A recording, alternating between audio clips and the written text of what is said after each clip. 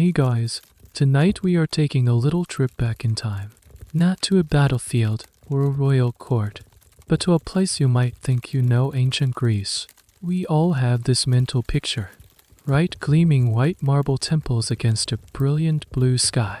Philosophers in clean white robes debating the meaning of life. The birthplace of democracy, theater, and logic. It all sounds so civilized, so orderly. But we're not here for the sanitized, museum-quality version of history. We're here to explore what it was really like for an average person, and to gently suggest that the pristine image in your head is, well, a lie. A beautiful, influential lie, but a lie nonetheless. So, before you get comfortable, take a moment to like the video and subscribe, but only if you genuinely enjoy what I do here. Your support truly means the world, and while you're at it, I'd love to see where you're all listening from tonight. Drop your city and the current time in the comments below. It's always a little magical to think of us all tuning in from different corners of the globe. Now, dim the lights, maybe turn on a fan for that soft background hum, and let's ease into tonight's journey together. Imagine you can feel a warm, salty breeze on your face. You've just arrived by sea at the port of Piraeus, the bustling gateway to the most famous city in the ancient world, Athens. After a short, dusty walk, you pass through the city gates, and there it is, in the distance, rising above everything else, the Acropolis. The Parthenon catches the afternoon sun, a majestic crown of stone and marble overlooking the city. It's exactly as you pictured, breathtaking, a testament to human genius. But then you lower your gaze. You look at the city itself, the actual, lived-in city at your feet, and the dream begins to crumble. The road beneath your modern-day sensibilities, and perhaps your sandals, isn't a grand, paved avenue. It's a dirt track, rutted and uneven. Yesterday's rain has turned patches of it into a slick, brown mud that threatens to suck the sandals right off your feet. The air, which you imagine would smell of olive groves and sea salt, is a thick, complicated cocktail of aromas. There's the unmistakable scent of animal dung from a passing donkey train, the sharp tang of human sweat, the haze of 1,000 small wood fires used for cooking, and a persistent, underlying note of garbage and stale fish. Welcome to Athens. You'll begin to navigate the streets, which is a generous term for what you're walking through. There's no grid system here. The city grew organically, a chaotic tangle of narrow, winding alleys that twist and turn without any apparent logic. Buildings are crammed together, their outer walls mostly windowless and bleak, presenting a formidable, blank face to the public. They are built around central courtyards, so all the life and light is turned inward, away from the squalor of the street. As you squeeze past a man carrying a large amphora of wine, you have to press yourself against a wall to let a small flock of goats pass. It feels less like a glorious capital and more like a maze. This chaotic layout is a key piece of historical knowledge for most of its golden age. Athens was not the planned, orderly city we might imagine. It was a sprawling, somewhat haphazard collection of private homes and public spaces, and in these narrow alleys, you encounter one of the first, and most immediate, threats to your well-being: sanitation, or rather, the complete lack of it. Here's a little detail you might not have read about in your philosophy textbooks. There are no sewers, no public toilets. Waste disposal is a private, and very direct, affair. As you're carefully picking your way through the muck, you hear a shout from a second-story window above you: Ekbalo. You don't speak Greek, but you wisely guess it means look out below. Just in time to sidestep as the contents of a chamber pot arc through the air and splatter onto the ground where you were just standing. These little pots, called choanides, were the primary form of indoor plumbing, and their contents often ended up in the street. This, combined with discarded food scraps and animal waste, made the streets the city's de facto garbage dump and open sewer. And what about that gleaming white marble you came to see? The Parthenon on the hill looks pristine from here. But even that is a misconception. Up close, it wouldn't have been a stark, minimalist white. The ancients loved color. Historians and archaeologists are still locked in a colorful debate over just how vibrant or, some might argue, gaudy these famous buildings and their statues truly were. Using techniques like ultraviolet and infrared imaging, they found microscopic traces of pigment, revealing that temples and sculptures were painted in brilliant reds, blues, and golds. The serene, white marble world of the Renaissance imagination is a ghost of the past. The reality was a world buzzing with intense, vivid color. So here you are. You've been in ancient Athens for maybe an hour. You haven't met a philosopher. You haven't witnessed a political debate. You've just managed to avoid being covered in filth and are beginning to realize that the postcard image of Greece is just that, an image. The reality is louder, messier, and much, much smellier. You pull your cloak a little tighter around you, trying to breathe through your mouth as you search for the house of the family friend who has agreed to host you. This is only the beginning. You finally find the doorway you're looking for. A heavy wooden door set into an otherwise featureless mud brick wall. Your host, a distant cousin of a friend back home, greets you not with grand ceremony, but with a simple, tired nod. He leads you through a short, dark corridor that suddenly opens into a central, uncovered courtyard. This is the heart of the Greek home. The air inside is cooler, a welcome respite from the street. Rooms open onto this central space, their doors and windows all facing inward, creating a private, self-contained world. Your room is small, furnished with little more than a wooden chest and a simple bed, a wooden frame with leather straps stretched across it, topped with a wool-stuffed mattress. It's Spartan, to use a term that hasn't quite been invented yet. Exhausted from your journey, you barely register the strangeness of it all before you fall into a deep, dreamless sleep. You wake to the sound of a rooster crowing somewhere nearby, followed by the general hum of a city stirring to life. Sunlight is filtering into the courtyard, casting a warm glow on the stone floor. Your first morning in ancient Athens has begun. You stretch, your back a little stiff from the bed, and think about your morning routine. A hot shower, a fresh cup of coffee, brush your teeth. You can forget all of that. Hygiene here is a relative concept. There's no running water in the house. In a corner of the courtyard, you find a large basin of water that was fetched from a public fountain yesterday. It's cool, but not exactly clear. You cup your hands, splash your face, and that's about it for your morning wash. Soap doesn't exist in the way you know it. For a proper, full-body cleaning, people would go to a public bath later in the day, where they use olive oil, smearing it on their skin and then scraping it off with a curved metal tool, a street gill. It's a process that exfoliates and cleans, but it's a far cry from a lather up with your favorite body wash. And what about your teeth? The Greeks were actually surprisingly attentive to oral hygiene. They used rudimentary toothbrushes, often a small twig frayed at the end, or just their fingers wrapped in linen. They would dip it in a tooth powder, which could be anything from ground up bone to powdered oyster shells. Here's the strange little silver lining to this ancient life. The average Greek person's teeth were often in better condition than those of people in, say, 18th century Europe. The reason is simple: a near total lack of refined sugar in their diet. Cavities were far less common, so while their methods seem primitive, they were spared the dental woes that would plague later more sugar-addicted societies. Just as you're contemplating the gritty texture of bone ash on your gums, a woman, likely your host's wife, gestures for you to come and eat. You follow her into a simple room.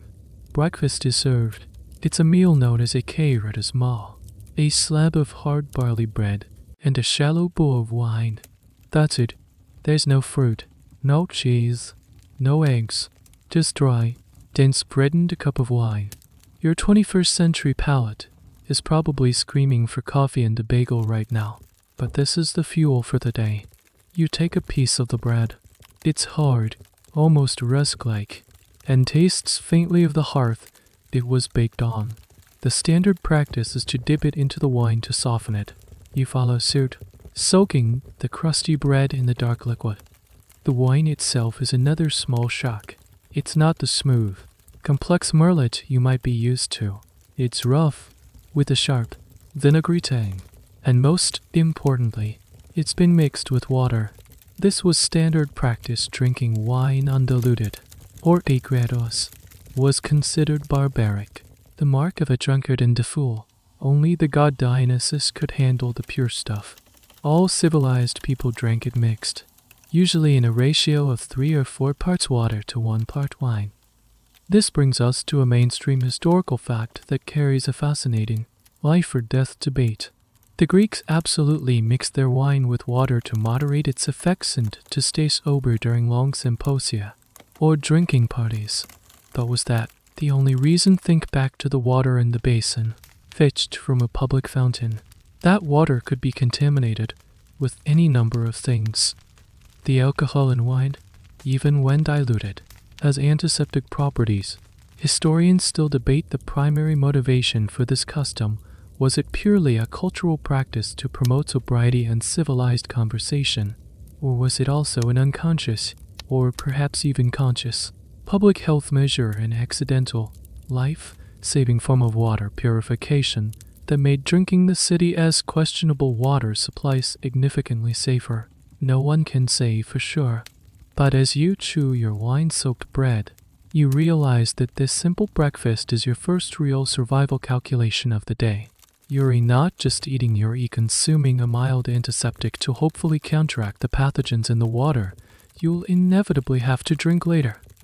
Your simple, geophonic morning is a perfect microcosm of ancient Greek life. It's a world stripped of modern comforts, where every action, from washing your face to eating your first meal, is shadowed by a low-level risk you've never had to consider. You finish your meager breakfast, still a bit hungry, and get ready to face the day. It's time to see what this city is all about. With your host out for the day to conduct his business as a citizen, which could mean anything from serving on a jury to arguing politics, you decide to venture out on your own. You step back out into the narrow, winding streets, the morning sun now higher in the sky, intensifying the smells and the sounds of the city. Your destination is the Agora, the central hub of Athenian life, and you figure you can just follow the flow of people to get there. The journey itself is an education in urban survival. The streets are getting more crowded now. People from all walks of life jostle for space. You see men in simple tunics, or chitons, striding with purpose, women, their heads covered, moving quickly with baskets on their arms, and everywhere, children darting underfoot, their laughter mixing with the bleating of goats and the shouts of vendors. You quickly learn to walk with your head up, scanning not just the path ahead but the windows above. The threat of a dust chamber pot is ever present, but that's not the only thing to worry about. The lack of zoning laws means a blacksmith's forge, loud and smoky, could be right next to a baker's shop, which is next to a private home. You pass a tanner's workshop, and the chemical stench of curing hides, a mixture of lime, dog dung, then urine, assaults your nostrils and makes your eyes water. You hurry past, holding the fold of your tunic over your nose. There are no sidewalks. You are walking directly in the path of traffic, which is mostly pedestrian but occasionally includes a clattering donkey cart or a nobleman on horseback, expecting you to get out of the way. Then you do, quickly.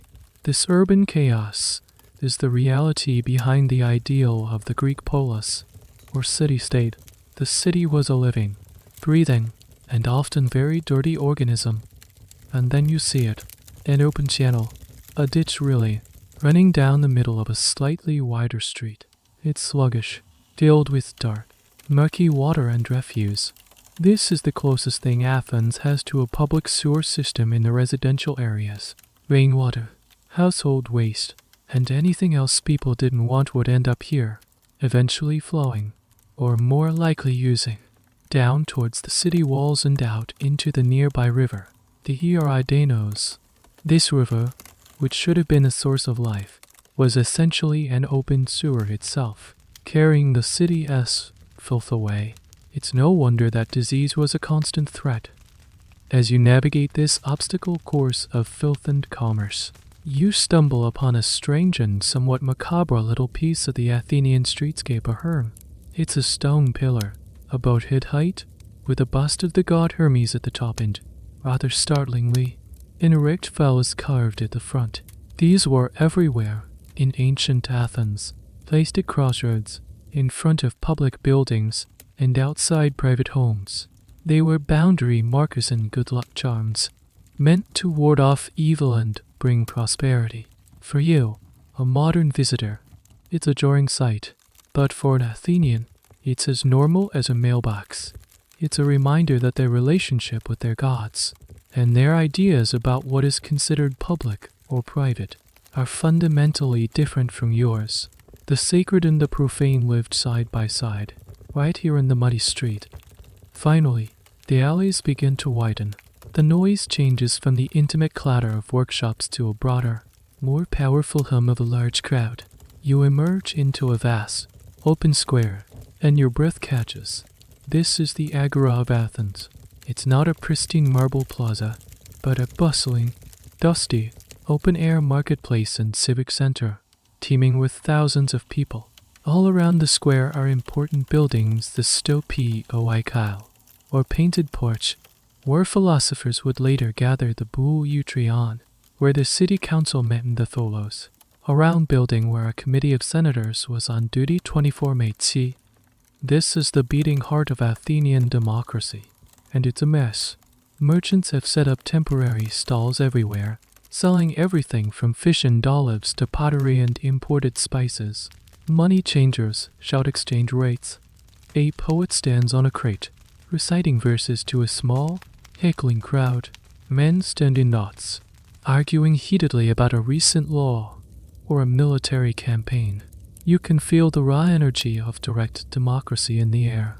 This is where it happened, not in a quiet, solemn chamber, but here, in the dust and the noise, amidst the haggling and the gossip. The sheer amount of activity is overwhelming. It's here you realize a fundamental truth of this society. Public life was male life. The vast majority of people in the Agora are men, citizens conducting business, participating in politics, or simply socializing. You see some women, but they are mostly slaves or lower-class vendors, not the wives of citizens. A respectable woman's place was in the home, a concept you'll explore more later. Even in this grand public space, the ideals clash with reality. The great philosopher Socrates was known to wander this very square, engaging anyone he met in conversation. But where did he walk? He walked through the same dust, past the same fish sellers, and likely had to dodge the same donkey carts as you. The intellectual life of Athens wasn't separate from its messy, commercial, and unsanitary daily reality. It was born right in the middle of it. And there's a fascinating, long-standing academic debate about just how much this physical environment shaped the philosophy itself. Did the constant, in-your-face reality of human life, the arguments, the smells, the commerce force philosophers to ground their abstract ideas in the messy truths of the human condition, or did they strive for transcendent ideals precisely to escape this earthly chaos? It's a question with no easy answer. You stand at the edge of the Agora, a stranger in a strange land, finally beginning to grasp the complex, contradictory nature of this celebrated city. It is a place of soaring ideas and grimy realities, existing side by side, inseparable, and you've still got the rest of the day to survive. You decide to wade into the controlled chaos of the Agora, drawn by the sound of a particularly loud and passionate argument. A crowd has gathered near the steps of the Stozosilou the Rios. You edge your way closer, trying to be inconspicuous. Two men are at the center of the circle, their faces red, their hands gesticulating wildly. They aren't fighting, not physically, but the verbal battle is intense. Others in the crowd shout encouragement or jeer, occasionally adding their own 2 cents. You can't understand the words, but you recognize the universal language of a heated political debate. This, you realize, is the famous Athenian direct democracy in action. It's not an abstract concept from a textbook, it's a living, breathing, and very loud spectacle. Here, any citizen, and that's a very key word, citizen has the right to stand up and speak his mind about the affairs of the city. He can propose a law, criticize a general, or argue for or against a declaration of war. Decisions that will affect the lives of hundreds of thousands are not made by a remote group of professional politicians, but by the citizens themselves, gathering in an assembly called the ecclesia on a nearby hill called the PNYX. As you watch the debate unfold, you start to notice the dynamics. The man who speaks most eloquently, who can turn a clever phrase and appeal to the crowd's emotions, seems to be winning the argument, regardless of the logic of his position.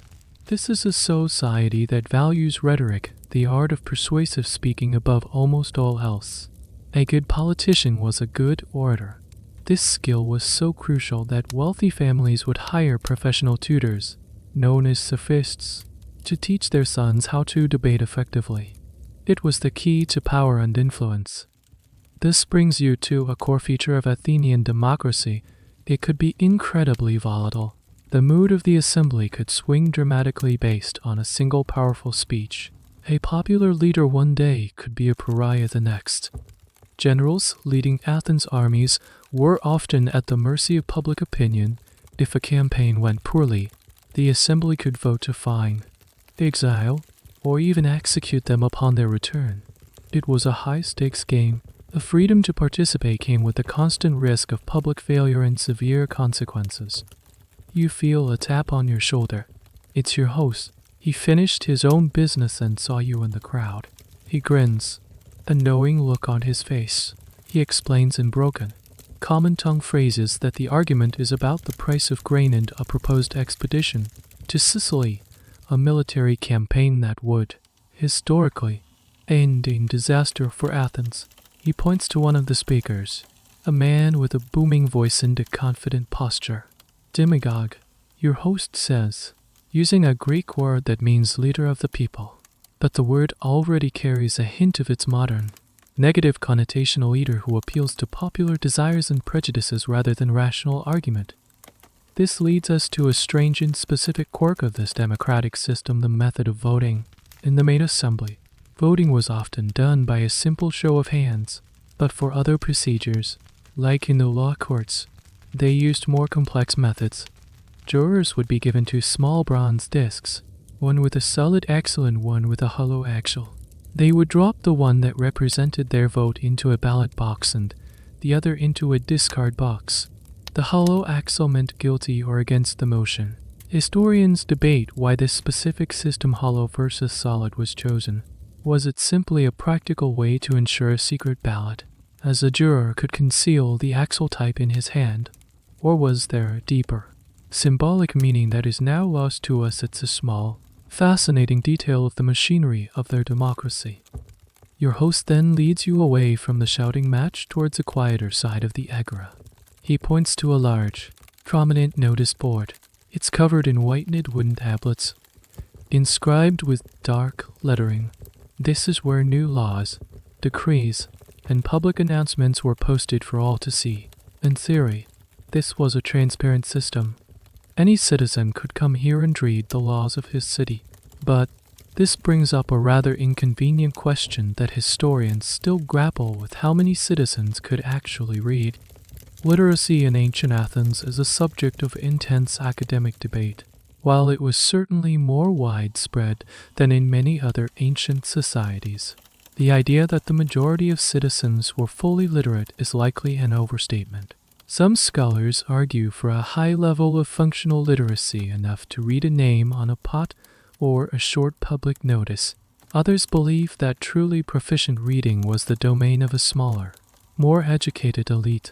So while the laws were publicly displayed, how many people truly understood the complex legal language written on those tablets? It's possible that for many, the law wasn't something they read. But something they heard, proclaimed by a herald or explained to them by a more educated peer, the democratic ideal of a fully informed citizenry, might have been just that, an ideal. Standing there, looking at the incomprehensible script on the board, you feel a new kind of vulnerability. In the city, your survival depends not just on navigating the physical streets, but on understanding the complex social and political currents. A misspoken word, a political misstep, or simply being on the wrong side of public opinion could be just as dangerous as contaminated water. You came to the Agora to see the heart of Athens, and you found it a place of exhilarating freedom and terrifying pressure, where the voice of the people could be both a source of justice and a tool of mob rule. You look at your host, who seems to navigate this world with an effortless ease, and you realize you are completely out of your depth. As the midday sun beats down on the Agora, your host suggests retreating to the shade of a nearby stove. What if the lawn-covered colonnades that line the square? It's cooler here. Men are gathered in small groups, talking, playing board games, or simply watching the world go by. Your host buys you both some figs and cheese from a vendor, a welcome addition to your meager breakfast. As you eat, you watch the endless activity of the marketplace. Porters, their backs bent under heavy loads, hurry past. A man meticulously arranges a stack of painted clay pots, his hands stained with pigment. A team of laborers is repairing a section of a public building, their movements efficient and practiced. You comment to your host, through gestures and simple words, that it's impressive how much work is getting done. He looks at you, a slight frown on his face, as if you've said something strange. He then says a single word, a word that underpins everything you have seen today, from the food you're eating to the temple on the hill. Do you LOI? Slaves. He explains that the men you see doing the hard, physical labor are not citizens. The potter, the porters, the construction workers, they are almost all slaves or, at best, resident foreigners called medics, who lack citizen rights. This is a staggering revelation that reframes your entire understanding of this society. You had imagined the citizens of Athens as farmers, craftsmen, and builders, but for a significant portion of the citizen body, especially the more affluent, direct, manual labor was looked down upon. This is a fundamental, mainstream historical concept of the Greek world, the contempt for labor. Philosophers like Plato and Aristotle wrote explicitly about it. They argued that manual work, especially work done for pay, was demeaning. It occupied the body and mind, leaving no time or energy for the more noble pursuits of a citizen politics, philosophy, than serving the state in war. The ideal citizen was a gentleman of leisure, whose wealth, derived from land, allowed him to dedicate his life to public affairs. And what made this leisurely ideal possible? A massive, invisible workforce that did all the actual work. You look out from the stove with new eyes. The gleaming image of the philosopher's city, the democratic city, now has a darkened, sprawling foundation. It was a society built on the backs of unfree people. The freedom of the few was predicated on the bondage of the many. This attitude permeated every level of society. Even a moderately well-off citizen, like a skilled craftsman who owned his own workshop, would aspire to own a slave or to handle the most strenuous or repetitive tasks. His goal was to supervise, not to toil. This social stigma against labor is one of the great paradoxes of Athens, a city that celebrated the achievements of human hands, and its art and architecture simultaneously disdained the very hands that did the creating. And here's a quirky, almost comical, manifestation of this societal attitude: public slaves. The city of Athens itself owned slaves. One of their most unusual jobs was that of the Scythian archers. These were a force of about 300 publicly owned slaves who acted as a rudimentary police force in Athens. They were recognizable by their distinctive nomadic attire and their bows. One of their primary duties was crowd control at the assembly. If citizens were milling about in the Agora, instead of heading to the PNYX hill for a meeting, the Scythian archers would be dispatched. They carried a long rope soaked in wet, red paint. They would sweep this rope through the agora, herding citizens towards the assembly. Anyone who got marked with the red paint was shamed for shirking his civic duty and might even face a fine. It's a bizarre image, the world's first great democracy being policed by enslaved archers using a paint-soaked rope to force citizens to go vote. The entire economic structure of Athens rested on this system. The wealth that funded the great building projects, like the Parthenon, and the navy that made Athens a dominant power, came not just from trade and taxes, but from resources extracted by slave labor. The silver from the mines, the produce from the farms, the goods in the market, all were deeply entangled with the institution of slavery. The existence of this vast enslaved population also adds another layer to the academic debate about Athenian democracy. Some historians argue that slavery was the essential precondition for democracy. By freeing the citizen class from the necessity of constant labor, it gave them the free time required to participate in the demanding, hands-on political life of the city. In this view, democracy wasn't just built by slaves, it was built for slave owners. Other scholars push back against this, arguing it's too simplistic. They point out that many poorer citizens did have to work for a living and that the democratic ideal of equality among citizens was a powerful force in its own right, separate from the economic reality of slavery. But no one disputes its central importance. You finish your figs, the sweet taste now slightly bitter in your mouth.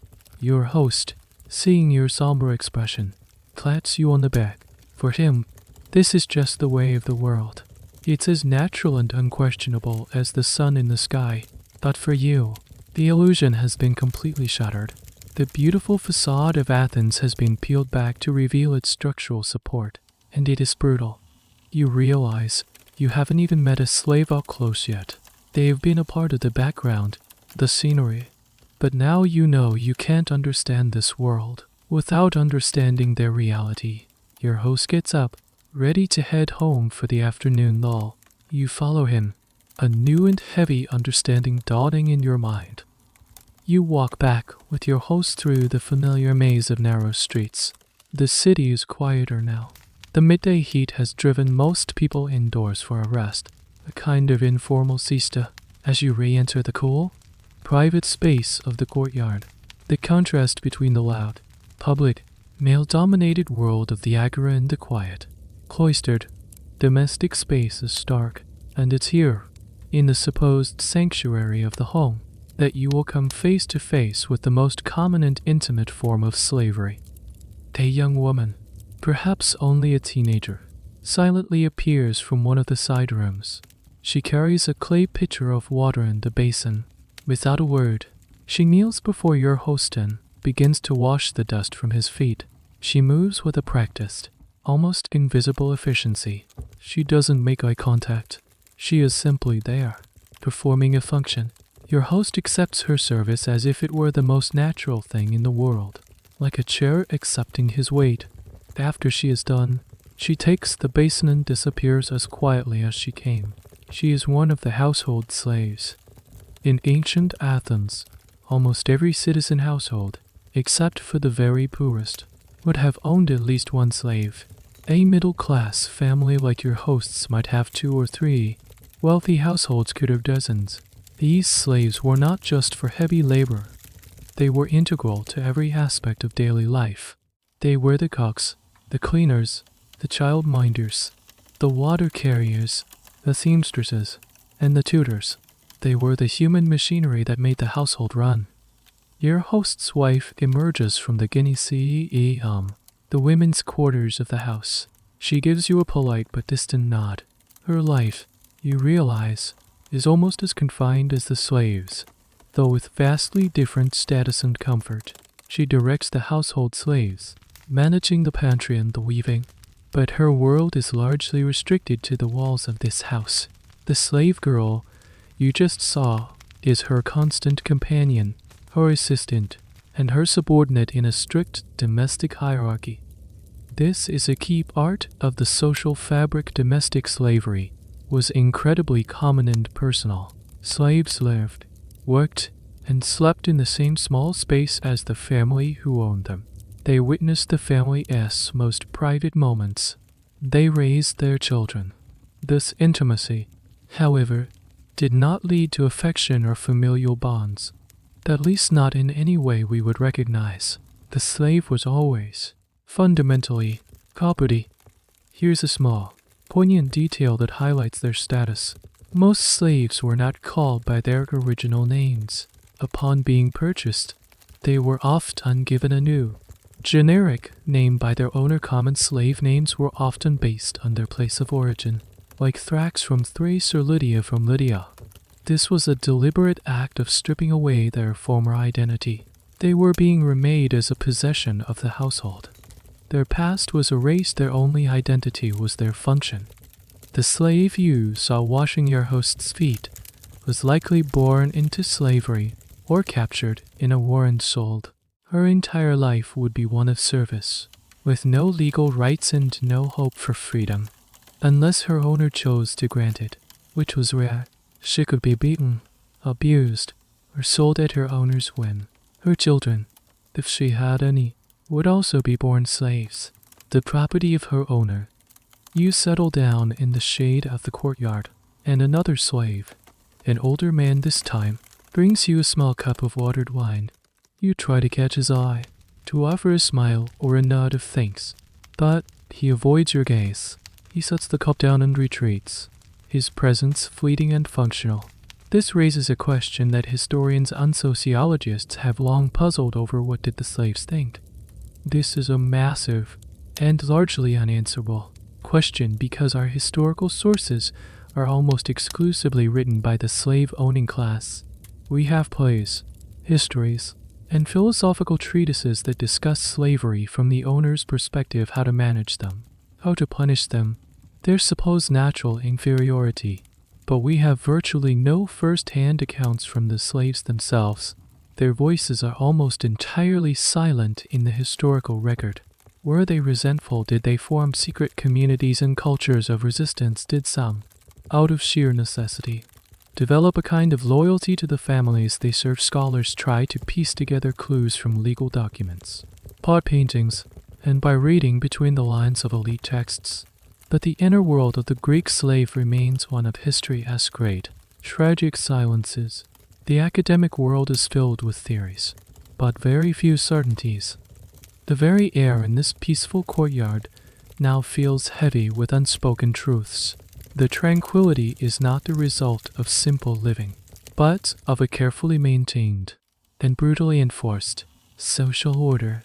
The clean floor, the food you're about to eat for your midday meal, the very fabric of the clothes your host wears, it's all the product of this invisible, silent workforce. You are a guest in a home that is also a prison. This realization is deeply unsettling.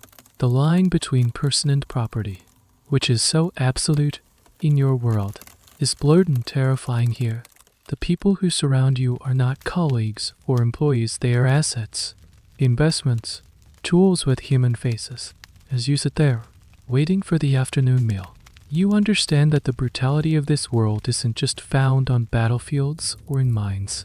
It's here, in the quiet, domestic heart of Athens, in the averted eyes and silent movements of the people who are not considered people at all. Your midday meal is simple but filling: bread, olives, some goat cheese, and a few pieces of salted fish. It's served, of course, by the household slaves. As you eat, your host mentions that he needs to go out again to run an errand. He is looking to buy a new pot, a large amphora for storing wine. He asks if you'd like to accompany him to the Keramikos, the potter's quarter of Athens, curious to see more of the city's commerce. You agree. You set out once more, but this time you don't head back towards the bustling agora. Your host leads you on a different path, towards the northwestern edge of the city, near a major gate called the Deep Island Gate. The name Keramikos might sound familiar. It's the root of our modern word ceramics. This was the neighborhood of potters and vase painters, an industrial zone where the air was constantly hazed with the smoke from kilns. As you get closer, you see shops and workshops lining the streets, their wares displayed out front. Stacks of clay pots of every shape and size imaginable, drinking cups, KY likes, water jars, hydria, thia, and the large storage vessels, amphora, your host is looking for. The quality is astounding. Some are simple, functional terracotta, while others are adorned with the intricate black and red figure paintings that you've seen in museums. This was a major industry for Athens, and its pottery was exported all across the Mediterranean. Your host inspects a few pots, haggles with the shop owner, and eventually finds one to his liking. As he is arranging for its delivery, your attention is drawn to a commotion down a side alley. A small crowd is gathered around a wooden platform. There's a man on the platform, an auctioneer, his voice loud and rhythmic, and next to him, standing silently, is a line of people, men, women, and even a few children. They are not there to buy. They are there to be sold. You have stumbled upon a slave auction. This wasn't a rare or hidden event. It was a routine part of the city's commerce, happening out in the open, just a stone's throw from where people were buying their dinnerware. Your host, seeing your morbid curiosity, leads you closer, though he keeps a respectable distance. He explains that these people are likely war captives or victims of piracy, brought to Athens to be sold. The auctioneer is describing the first person in line, a strong-looking man with powerful shoulders. He points out the man's physical attributes, his apparent strength, his good teeth, all the qualities that would make him a valuable laborer. He has the man open his mouth, flex his arms. The man complies, his face a mask of weary resignation. He is being inspected like livestock, his human dignity stripped away under the public gaze. Bids are shouted from the small crowd of buyers. A price is settled upon. The man is sold. He is led away by his new owner, a rope tied loosely around his wrist. This scene is a stark illustration of the main historical way one became a slave in the ancient world through capture. When a Greek city-state conquered another, it was common practice to kill the men and enslave the women and children. Piracy was also rampant in the Aegean Sea, and unlucky travelers could find themselves captured and sold in a market just like this one. There was also the practice of exposure, where an unwanted infant could be left to die, but might be picked up by a speculator to be raised and sold as a slave. Here's a bizarre and chilling little detail of the process before being sold. New slaves would often have to stand on a rotating stone block, the lapis venal so that potential buyers could inspect them from all sides, to signify that they were newly imported and not Greek-born. They might have their feet whitened with chalk or gypsum. It was a mark of their foreigners and their status as fresh goods. The auctioneer moves to the next person, the young woman. He praises her potential for domestic work, perhaps even for weaving, a valuable skill. The process is the same: inspection, bidding, sale. You feel a knot tighten in your stomach. This isn't an abstract historical concept anymore. It's real people, their lives being shattered and sold for a few hundred drachmas. You ask your host, how can they do this? How can they treat people like objects? He struggles to find the words, but the underlying idea is clear. In the Athenian mind, a sharp line was drawn between Greeks and barbarians, a term they used for anyone who didn't speak Greek. While enslaving other Greeks was frowned upon, though it certainly happened, especially in war. Enslaving non-Greek barbarians was widely seen as natural and justifiable. Philosophers like Aristotle even developed theories to support this, arguing that some people were slaves by nature, destined to be ruled by their superiors. Of course, the reality of who was a barbarian and who was a Greek was far more complicated, a point that historians continue to debate. The Greek world was a fluid tapestry of cultures and languages. A person from a neighboring kingdom might be considered a barbarian fit for slavery one decade, and a respected ally the next. The line was arbitrary and shifted constantly based on politics and prejudice. Was it truly a philosophical belief in natural slavery? Or was it simply a convenient ideology to justify a brutal but profitable economic system? The answer is likely a messy combination of both. You can't watch anymore. You turn away from the auction, your heart heavy. Your host has completed his purchase. He seems untroubled by the scene, as if HES just walked past a fish stall. For him, it's just another part of the city, another transaction. But for you, it's a vision of profound inhumanity, happening in broad daylight.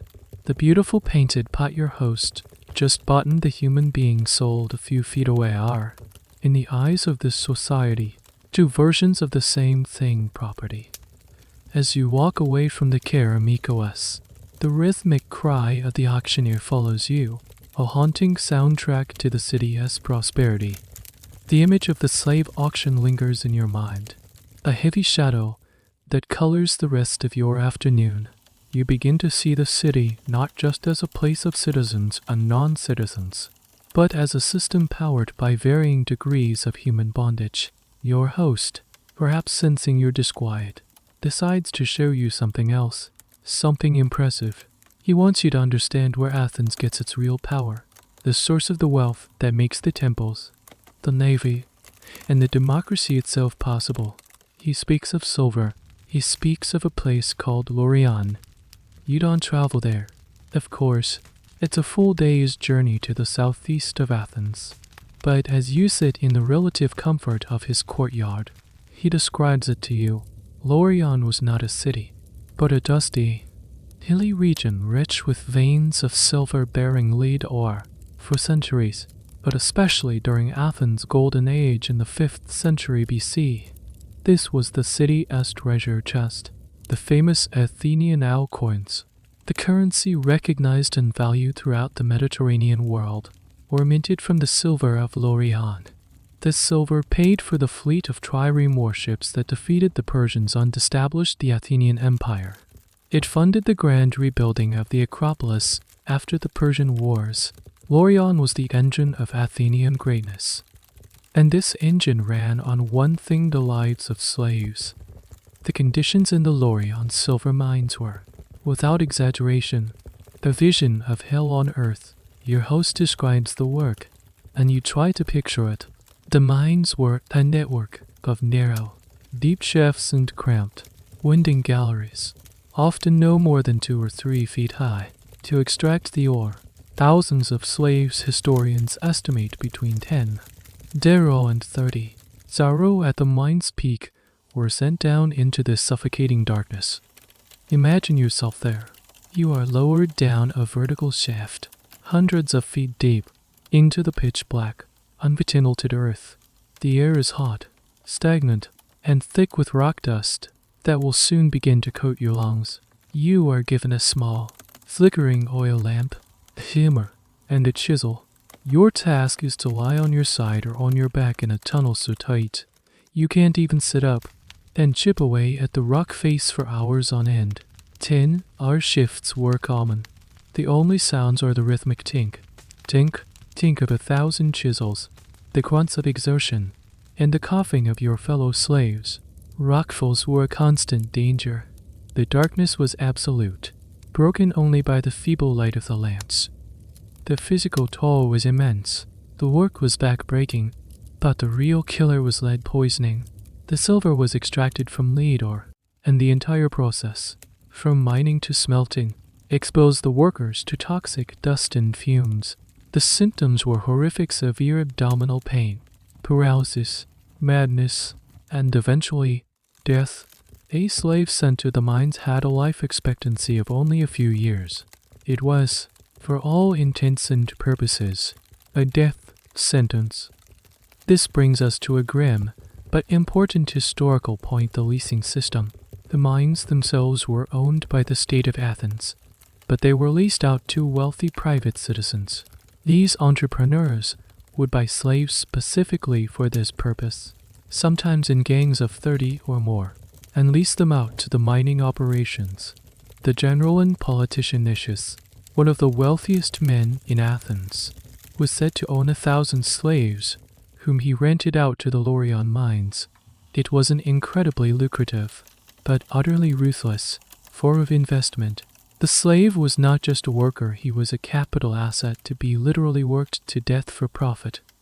Here's a small, chilling archaeological detail that brings this reality to life. Archaeologists excavating the area around Laurion have found not just the mine shafts and processing areas, but also the crude barracks where the slaves lived. And among the most poignant finds are the iron shackles.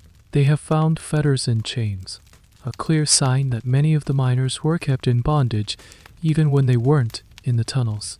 To prevent them from running away, the chance of a successful escape from this remote, heavily guarded industrial zone was almost zero.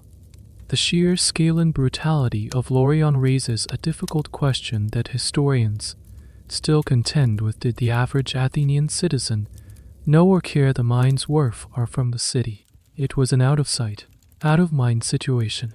Did the citizen, when he used a silver coin to buy bread in the Agra, think about the enslaved man who died digging that silver out of the earth? Some scholars argue that it was a case of willful ignorance.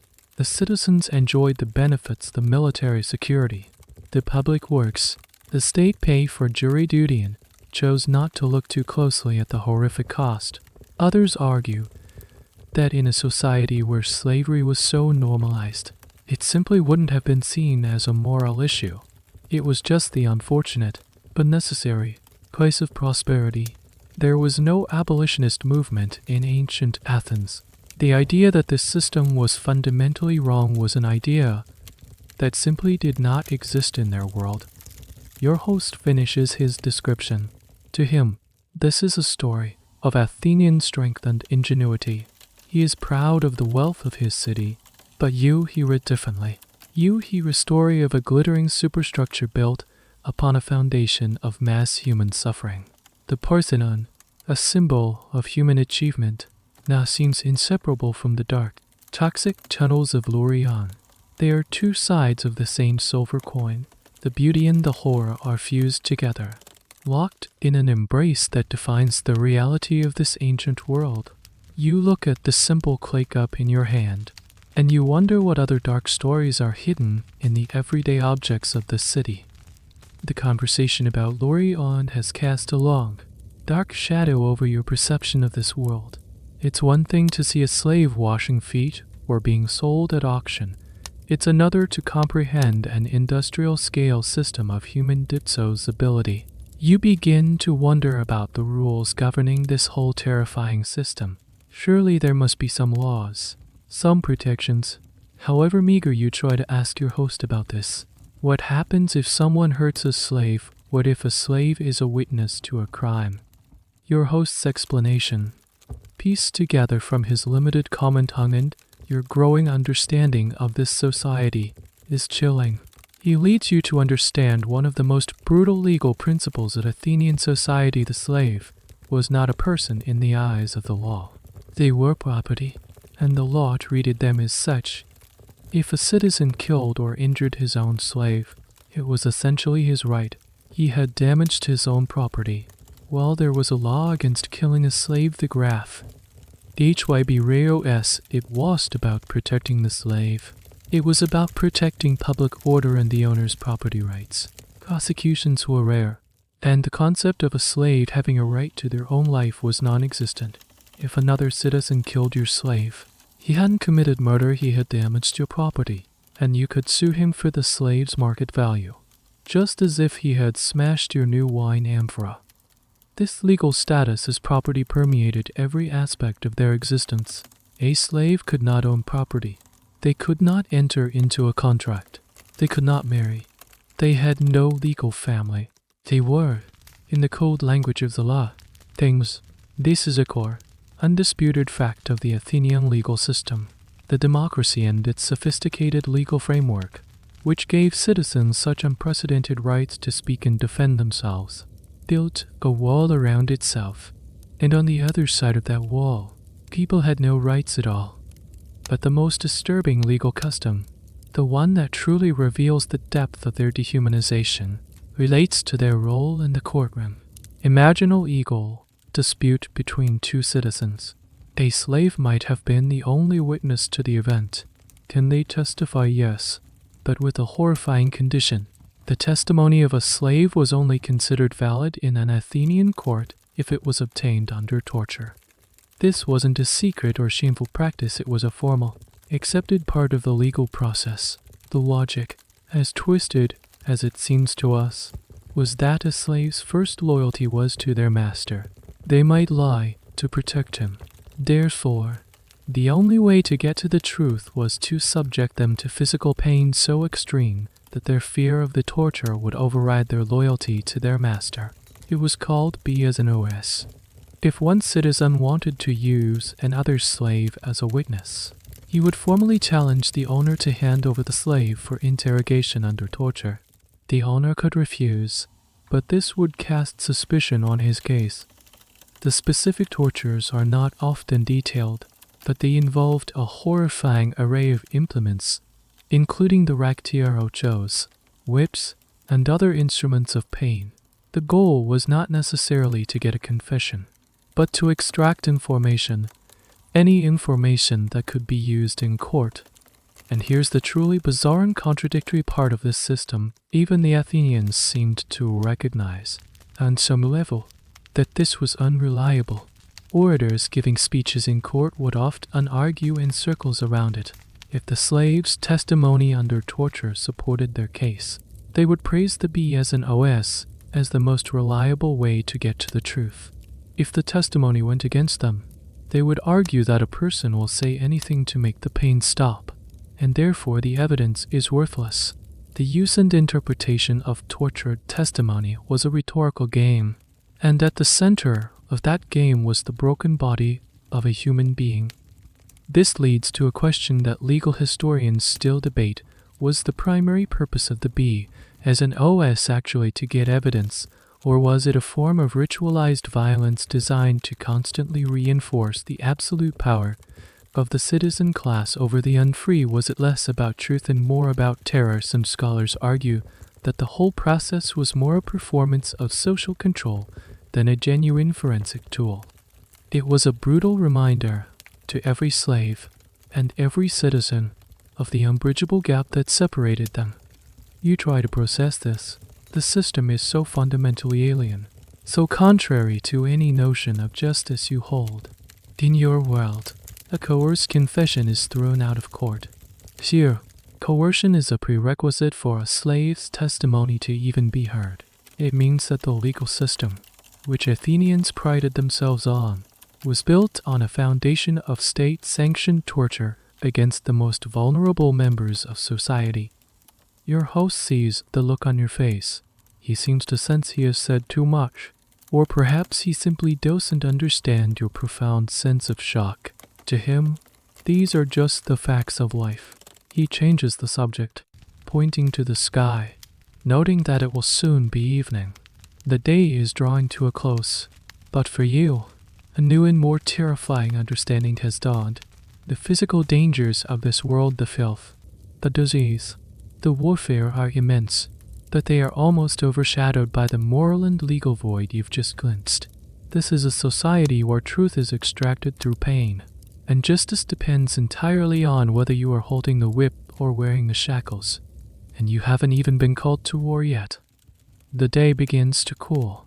The harsh afternoon lights Athens into a golden glow that bathes the city in a deceptive warmth. The streets, which were quiet during the midday lull, are starting to fill up again as people emerge for the evening. You and your host are relaxing in the courtyard, the conversation having thankfully moved on from legal torture to more mundane topics like olive harvests and the quality of wine from different islands. It's almost peaceful. And then you hear it. A series of sharp, repeated blasts from a trumpet, echoing from the direction of the Acropolis. It's a sound that cuts through the gentle hum of the city.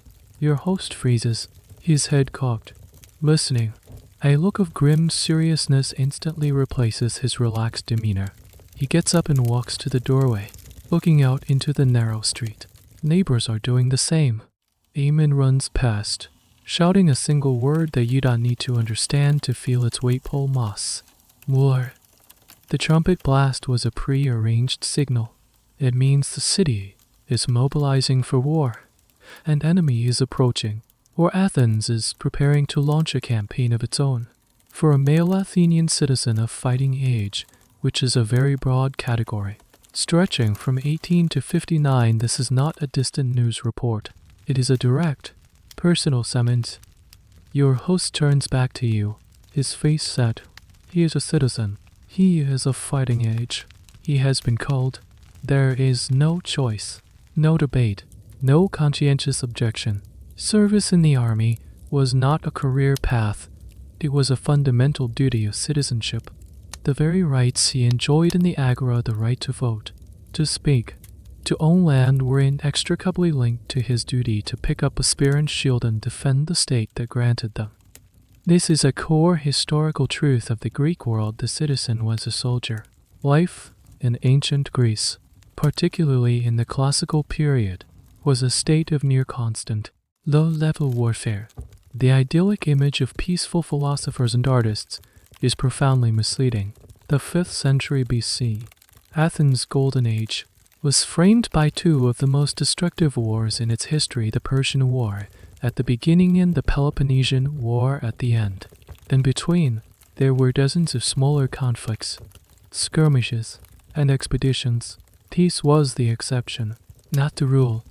Your host disappears into a storage room and emerges a moment later, dragging a heavy wooden chest. He opens it, and the contents are a stark reminder of his dual identity.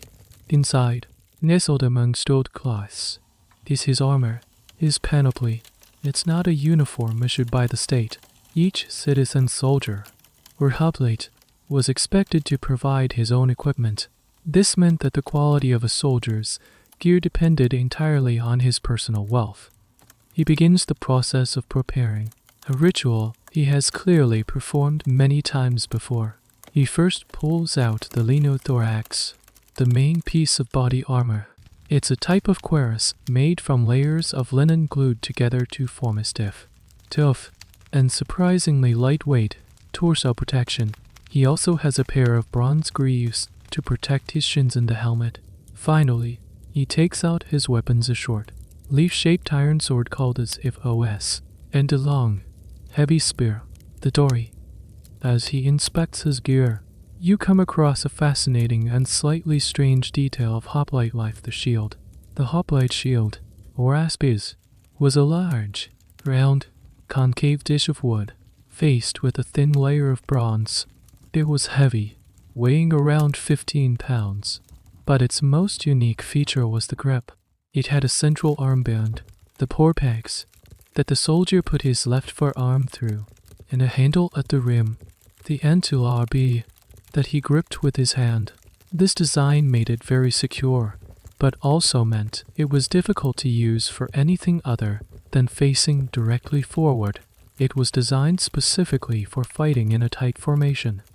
And on the front of that shield, many soldiers would have a painted symbol.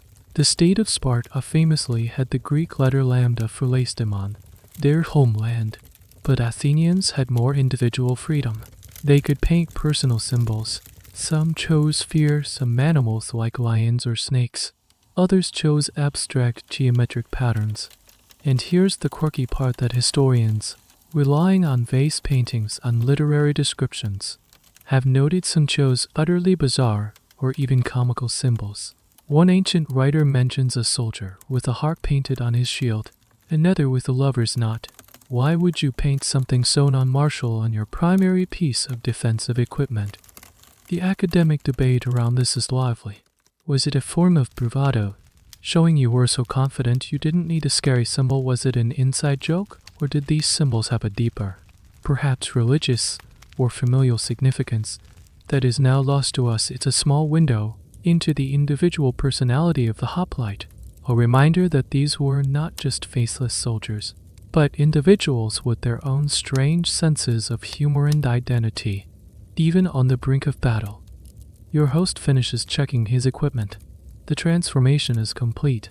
The easygoing man who was enjoying figs in his courtyard a few hours ago is gone. In his place is a soldier, his face grim with the knowledge of what's to come. He has to report to his designated assembly point. His wife and the household slaves watch in silence, their faces etched with worry. This is a scene that played out in thousands of homes across Athens. You realize with a jolt that if you were an Athenian citizen, this would be your reality too. There would be no exemption for being a philosopher, a playwright, or a potter. Socrates, the great philosopher, was a decorated hoplite who fought in several major battles. Sophocles, the playwright, served as a general. Your life of the mind was no protection from the duty of the spear.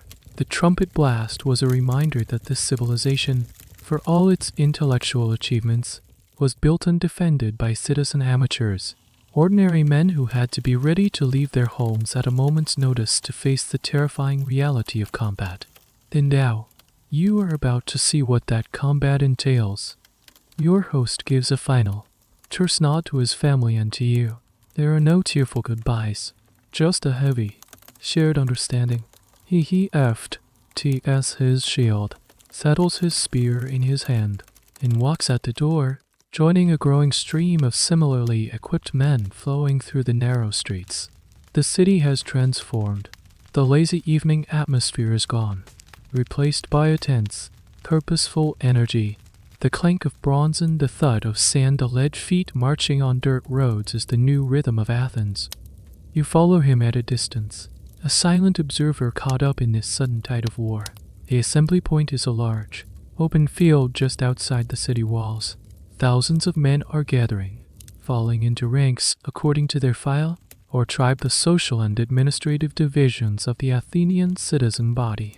It's organized chaos. Officers are shouting orders. Men are greeting friends, adjusting their armor, and sharing nervous jokes. Your host finds his unit. He stands shoulder to shoulder with his neighbors, the men he argues with in the agora and celebrates festivals with.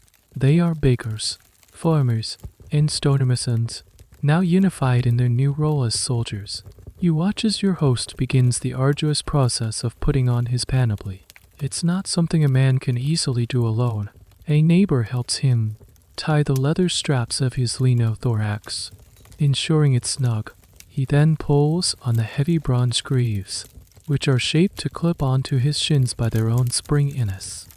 Finally, the helmet.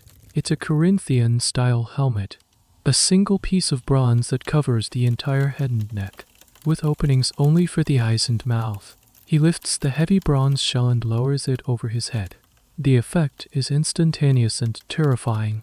His face, the familiar face of your host, disappears. He's transformed into an anonymous, menacing figure of bronze. The helmet would offer incredible protection, but at a steep cost. It was hot, claustrophobic, and severely limited both hearing and peripheral vision. A soldier in a Corinthian helmet could only see what was directly in front of him. This brings us to a crucial historical point. The hoplite's equipment was incredibly burdensome. The total weight of the shield, armor, and weapons could be anywhere from 50 to 70 pounds. Remember, this is gear that the soldier had to carry and fight in for hours, under the hot Greek sun. There was no logistics corps to carry his gear for him. He, or perhaps a personal slave if he was wealthy enough to own one, had to lug it all to the battlefield. The physical fitness required to be a hoplite was immense. As your host finishes arming, you notice the sheer variety in the quality of the gear. Your host's lenothorax is well made, his helmet solid, but the man next to him has no greaves, and his torso protection is a simpler, perhaps older leather jerkin. The younger man further down the line has a gleaming, ornate helmet that must have cost a fortune, a clear sign of a wealthy, aristocratic family. The army was not uniform. It was a visual representation of the city's class structure, all mashed together in the ranks. Here's a small, fascinating detail about their armor that scholars have pieced together from archaeology and experimental recreation. The lenothorax. For a long time, historians who read ancient descriptions of this linen armor were skeptical. How could glued together fabric possibly stop a spear? But modern reconstructions have shown that it was remarkably effective. By laminating multiple layers of linen, anywhere from 10 to 20 layers thick with a glue made from animal collagen. You create a composite material that is tough, flexible, and surprisingly resistant to penetration from arrows and spear thrusts. It was the ancient world's version of Kevlar. It was also cheaper and lighter than a solid bronze cuirass, which is why it became so common. Your host shifts his weight, getting used to the familiar burden. He holds his spear, an ashwood pole around 8 feet long, tipped with a bronze or iron leaf-shaped point. At the other end is a bronze but spike called a sorotur, or lizard killer. This had 2 functions. It could be used to stand the spear up in the ground, and it served as a backup weapon if the main spearhead broke. It could also be used to finish off fallen enemies on the ground, a grim but practical purpose. The sun is setting now, casting long shadows across the field. The army won't march tonight.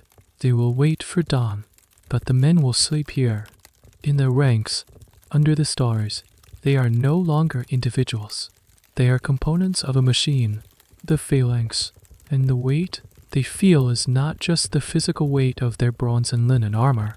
It's the psychological weight of what they are about to do. You look at the thousands of helmeted figures, their individual identities erased, their faces hidden behind bronze. They are fathers, sons, and husbands. They are the same men who debated philosophy and voted on laws. But now, they are instruments of war. The academic debate about the linothorax, its exact construction, the specific glues used, is a fascinating intellectual puzzle. But for the man wearing it, the only question that matters is whether it will be thick enough to stop a spear point tomorrow. The reality of this world is closing in. The theoretical has become terrifyingly practical.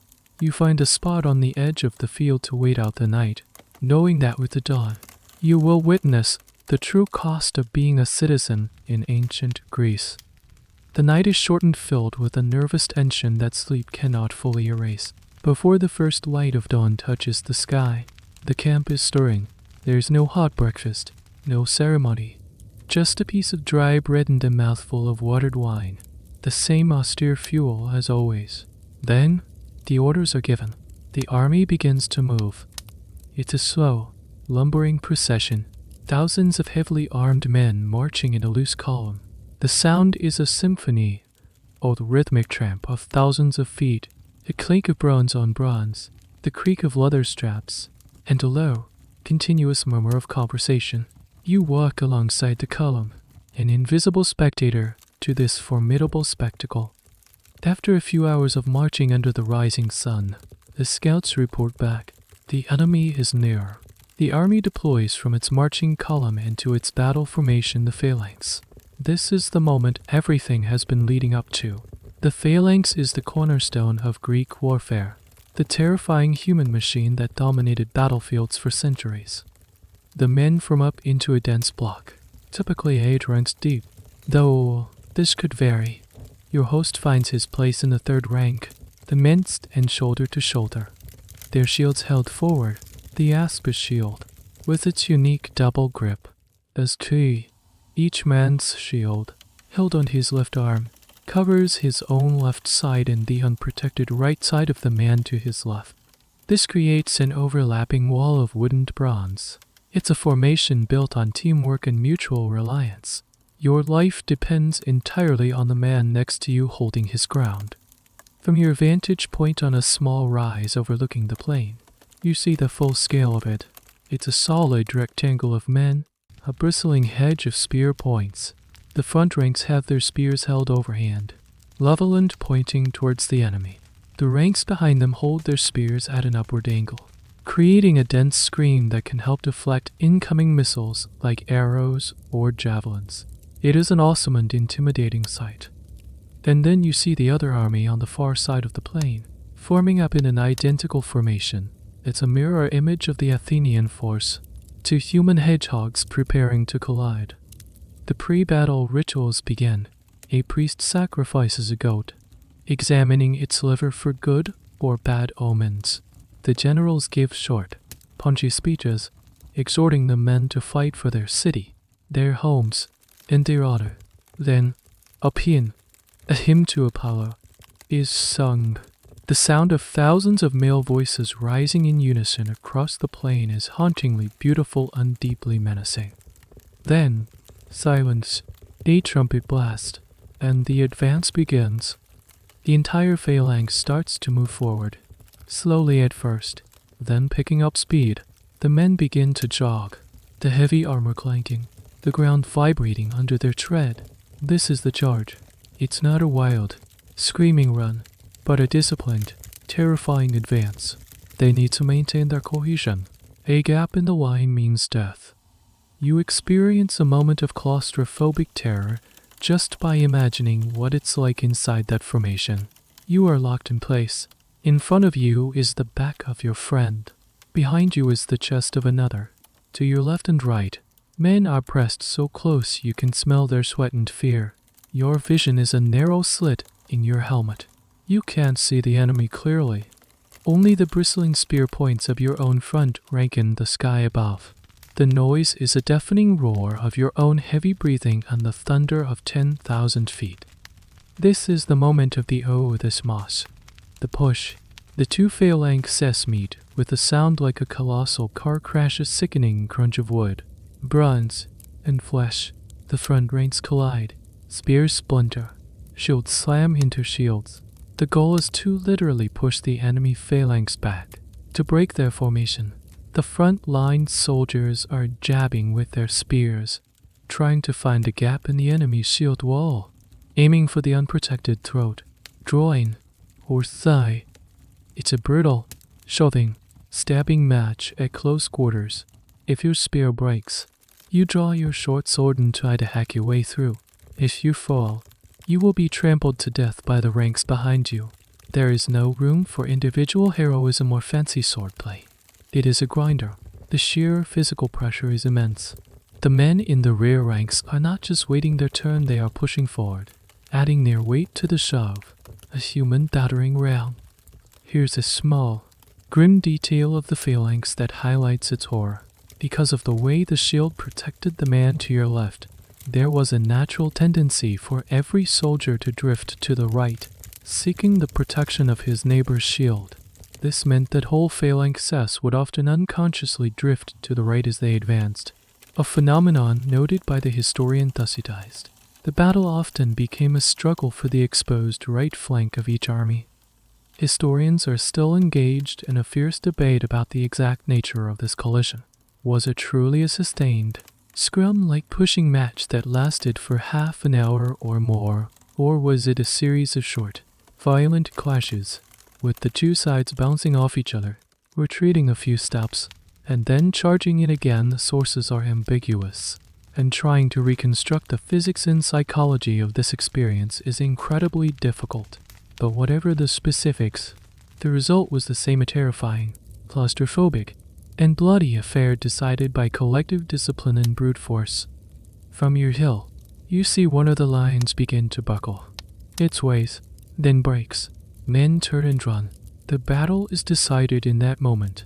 The victorious phalanx breaks formation and begins the pursuit. This was often the deadliest part of the battle, as fleeing soldiers were cut down from behind. The whole encounter, from the first charge to the final rout, might have lasted less than an hour, but in that hour, thousands could be killed or wounded. The field is now littered with the dead and dying. The glorious spectacle of the disciplined advance has dissolved into the grim reality of its aftermath. And your host, if he has survived, is now just a man again, standing exhausted in a field of slaughter.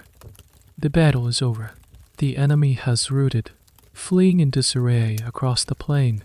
The Athenian phalanx, which had been a model of perfect cohesion just an hour before, has broken apart in the pursuit. Soldiers, your host among them, are scattered across the field, their adrenaline-fueled rage slowly giving way to sheer, bone-deep exhaustion. He leans on his spear, his chest heaving, the inside of his helmet slick with sweat. He is alive. He looks around at the men who are reforming their ranks, their faces grimy with dust and spattered with blood. He sees friends, neighbors, men from his tribe. They exchange exhausted nods. Some clap each other on the shoulder. They have survived. But then he looks out at the enemy they have just defeated. And this is where the true strangeness of Greek warfare settles in for you. The enemy soldiers are not some monstrous, alien race. They are not the barbarians that Athenians look down upon for enslavement. As the prisoners are rounded up and the helmets of the dead are removed, you see that they are exactly the same. They are Greek. They speak the same language, though with a different accent. They worship the same gods, Zeus, Apollo, Athena. They are dressed in the same style of armor, fight in the same phalanx formation, and are driven by the same ideals of loyalty to their polis. Today's enemy might have been from Thebes. Last year, it could have been Corinth. Next year, it will almost certainly be the most formidable rival of all Sparta. This is the defining feature of warfare in the classical Greek world. It was not primarily a clash of civilizations, but a series of relentless, brutal, and often petty civil wars between rival city-states. Athens and Sparta, the two superpowers of the age, represent the two extremes of this rivalry. They were allies against the Persian invaders, but for most of the 5th century BC, they were locked in a bitter ideological and military struggle known as the Peloponnesian War. Athens was a democracy, a naval power with a commercial empire. Sparta was an oligarchy, a land-based, military power whose entire society was ruthlessly engineered for war. The conflict between them was not just for territory or resources, it was a clash of values. This constant infighting was a source of deep frustration, even for some Greeks at the time. Playwrights like Aristophanes wrote brilliant anti-war comedies, most famously Lysistrata, in which the women of Greece go on a sex strike to force their husbands to make peace. Historians like Thucydides chronicled the self-destructive nature of the Peloponnesian War with a grim, analytical clarity. Yet, the wars continued. The loyalty of a citizen was to his own city first and foremost. The idea of a unified Greece was a cultural and linguistic concept, not a political reality. This leads to a rather peculiar and somewhat gentlemanly, if you can call it that aspect of hoplite warfare, at least in its earlier, more ritualized forms. After a battle, it was customary for the defeated army to send a herald to the victors to formally request a truce to bury their dead. The granting of this truce was a sacred obligation. The victors would then erect a tropaion, a trophy, on the battlefield. This wasn't a grand stone monument. It was a simple affair, a tree trunk, or a wooden frame set up on the spot where the enemy line broke, on which was hung the armor and weapons of a captured enemy soldier. It was a potent symbol of victory, but it was also temporary. Made of wooden decaying armor, it was meant to rot away, a recognition that fortunes could change, and today's victor could be tomorrow's vanquished. But as the Peloponnesian War dragged on, these rituals and restraints began to break down. The fighting became more brutal, the stakes higher. The old code of conduct was replaced by a new level of savagery. And this is where historians still argue. Was there ever truly a gentlemanly age of Greek warfare?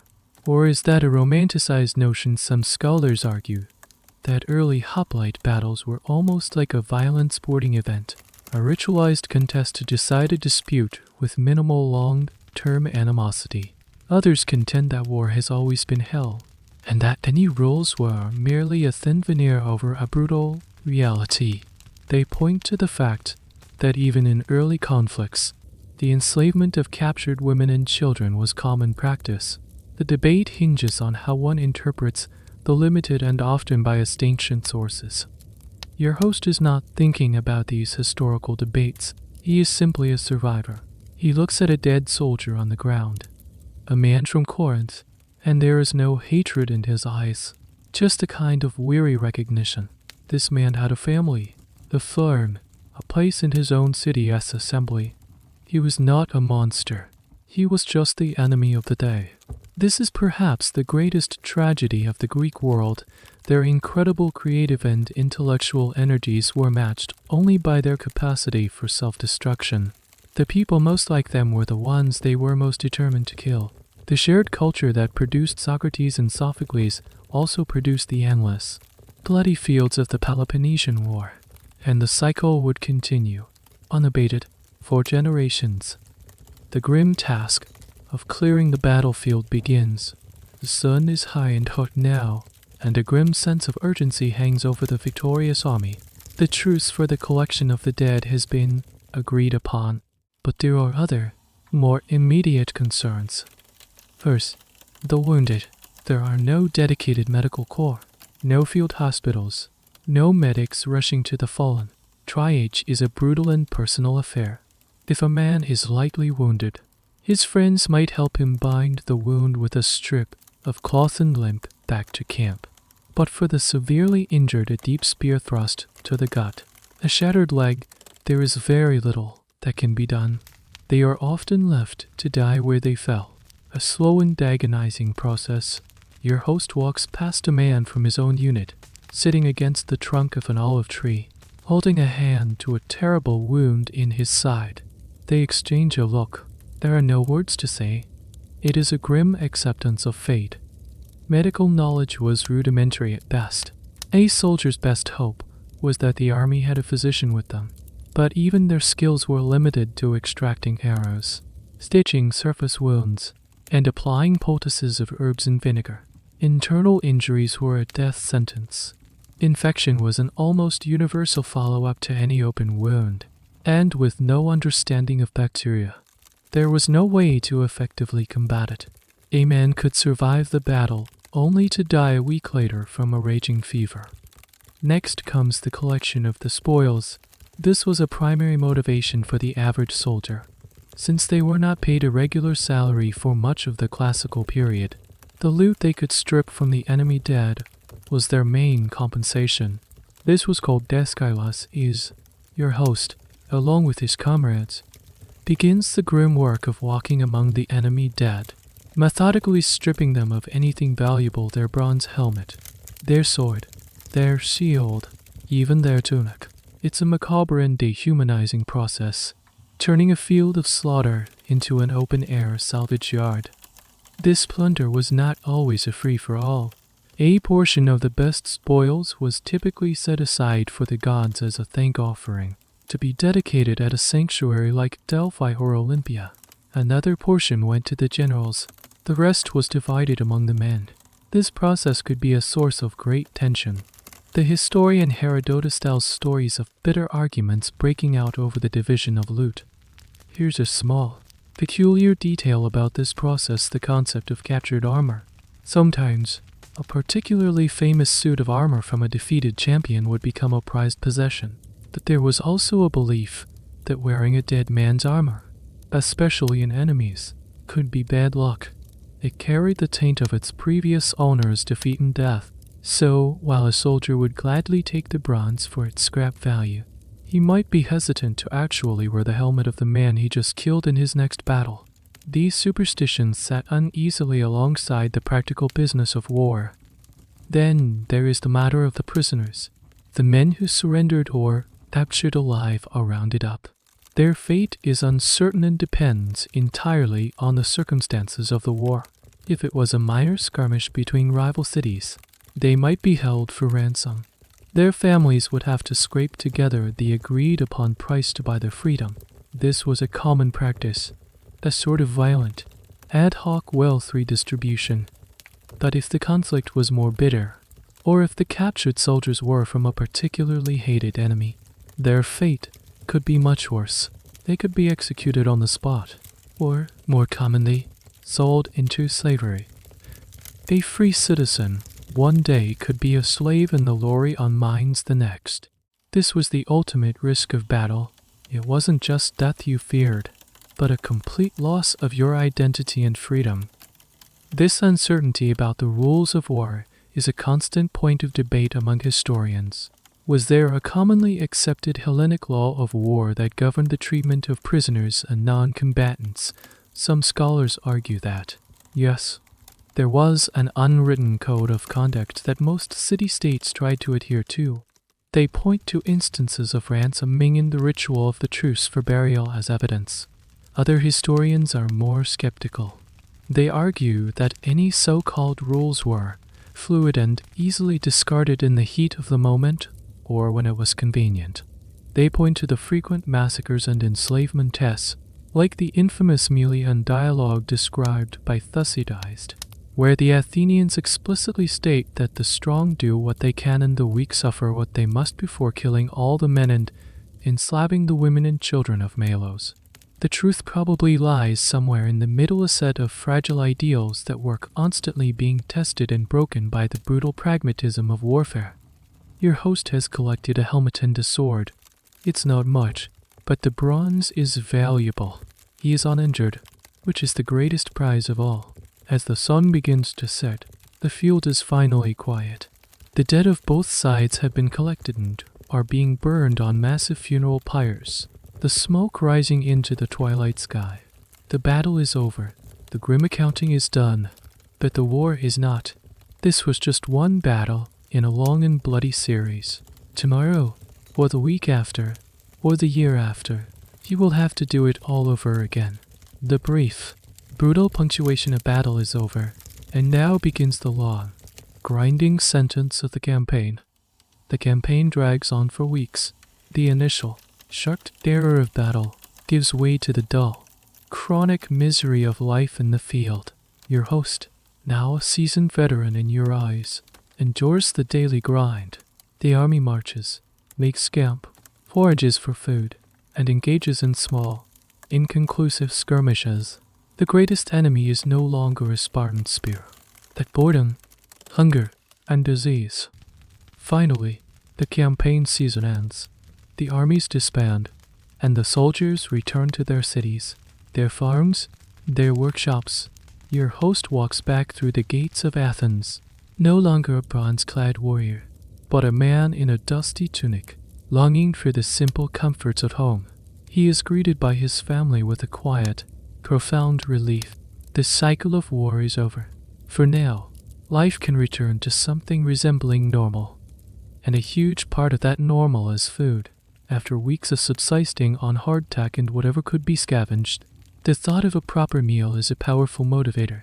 But what, exactly, is a proper meal for an average Athenian family? You might be picturing a lavish Mediterranean feast, platters of roasted lamb, overflowing bowls of exotic fruit, tables groaning under the weight of elaborate dishes.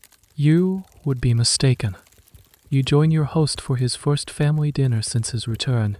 The meal is served in the undrawn, the men's dining room, where he would entertain guests.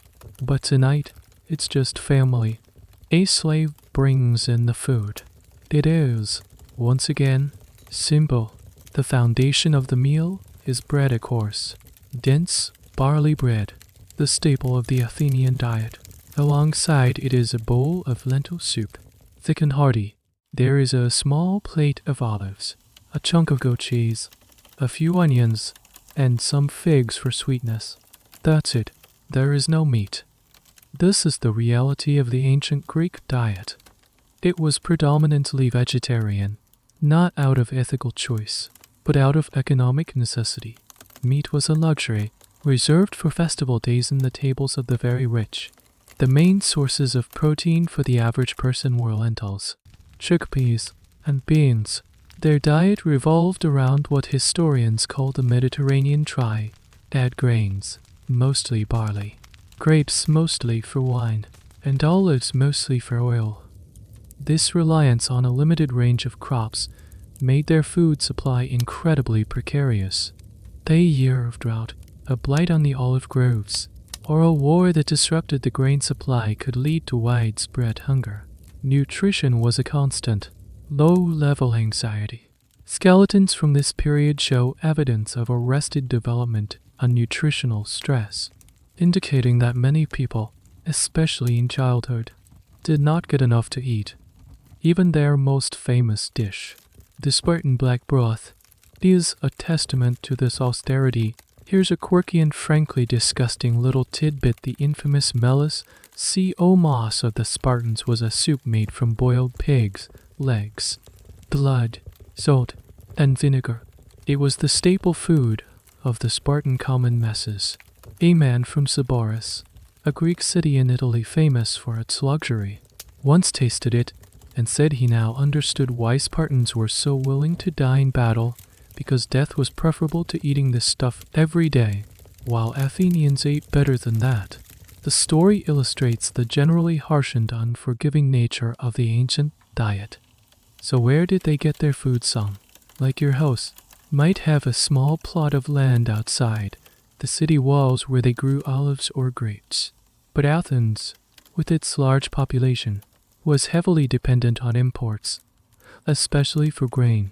The city's very survival relied on its powerful navy keeping the sea lanes open for the grain ships coming from the Black Sea region. This is a crucial historical point. Athens' democratic experiment and its cultural golden age were floating on a sea of imported wheat. Any disruption to this supply chain, like the Spartan occupation of Attica during the Peloponnesian War, was a direct existential threat. This leads to a fascinating debate among economic historians. Was the Athenian economy fundamentally primitive or surprisingly modern? Some scholars argue that it was a simple, agrarian economy, where the main goal of most households was self-sufficiency, not profit. They point to the simple diet and lack of complex markets as evidence.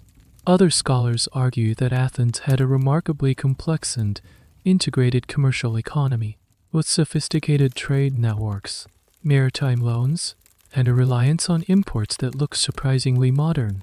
They contend that the agora was not just a local market, but the hub of a vast international trading system. The truth, as is often the case, is likely a complex mix of both. The average farmer might live a primitive life, but his survival depended on the modern economic system protected by the Athenian navy. As you finish your simple meal, you feel a sense of satisfaction that is more about the return to peace than the quality of the cuisine. Your host raises his cup of watered wine. He has survived the war. His city has survived. His pantry is, for now, stocked. In this world, that is a profound victory. You realize that survival here isn't just about dodging spears or chamber pots. It's a daily, grinding battle against hunger. A battle fought at the dinner table with bread, lentils, and olives. And it's a battle that many in the ancient world ultimately lost. A few weeks after your host's return, the rhythm of domestic life has fully set in. The armor is cleaned and stored away, and the talk is of olive prices, not battle formations. But a new, more insidious enemy enters the house. One morning, you wake up with a pounding headache, a fever, and a hacking cough. You've fallen ill. In your modern world, you'd probably take some over-the-counter medicine, drink plenty of fluids, and maybe see a doctor if it got worse. Your options are far more limited and far more frightening. Your host's wife, seeing your condition, immediately diagnoses the problem. You have angered one of the gods. Perhaps you forgot to offer a small portion of your meal to Hestia, the goddess of the hearth. Or maybe you boasted too loudly about surviving the war, attracting the jealous wrath of a divine power. Her first response is not medical, it's religious. She makes a small offering at the household shrine, praying for the responsible deity to appease their anger. This is the first and most common response to illness in the ancient world. Sickness was not primarily seen as a biological malfunction, but as a supernatural event, a punishment from the gods. Apollo could shoot plague arrows into a city that displeased him. Hera could inflict madness. The entire world was suffused with a divine power that could be unpredictable and dangerous. Your personal health was subject to the whims of the Olympians. But there is another option. Your host, being a more pragmatic and educated man, suggests calling a physician. And I rose. This represents a competing, and at the time, revolutionary, way of thinking about the body. The most famous of these physicians was Hippocrates of Kos, whose followers were developing a new, rational approach to medicine. They argued that diseases were not caused by angry gods, but by natural forces. A physician arrives at the house. He is a serious, thoughtful man. He doesn't perform any rituals. Instead, he observes you. He checks your temperature with his hand, listens to your breathing, inspects the color of your tongue and skin. He asks you questions about what you've eaten, your sleep, your mood. This clinical observation is the hallmark of the Hippocratic school. After his examination, he explains his diagnosis based on the prevailing medical theory of the day, the doctrine of the four humors. This is a core concept of ancient medicine that would dominate Western thought for over 2,000 years. The theory holds that the human body is composed of four essential fluids, or humors: blood, phlegm, yellow bile, and black bile.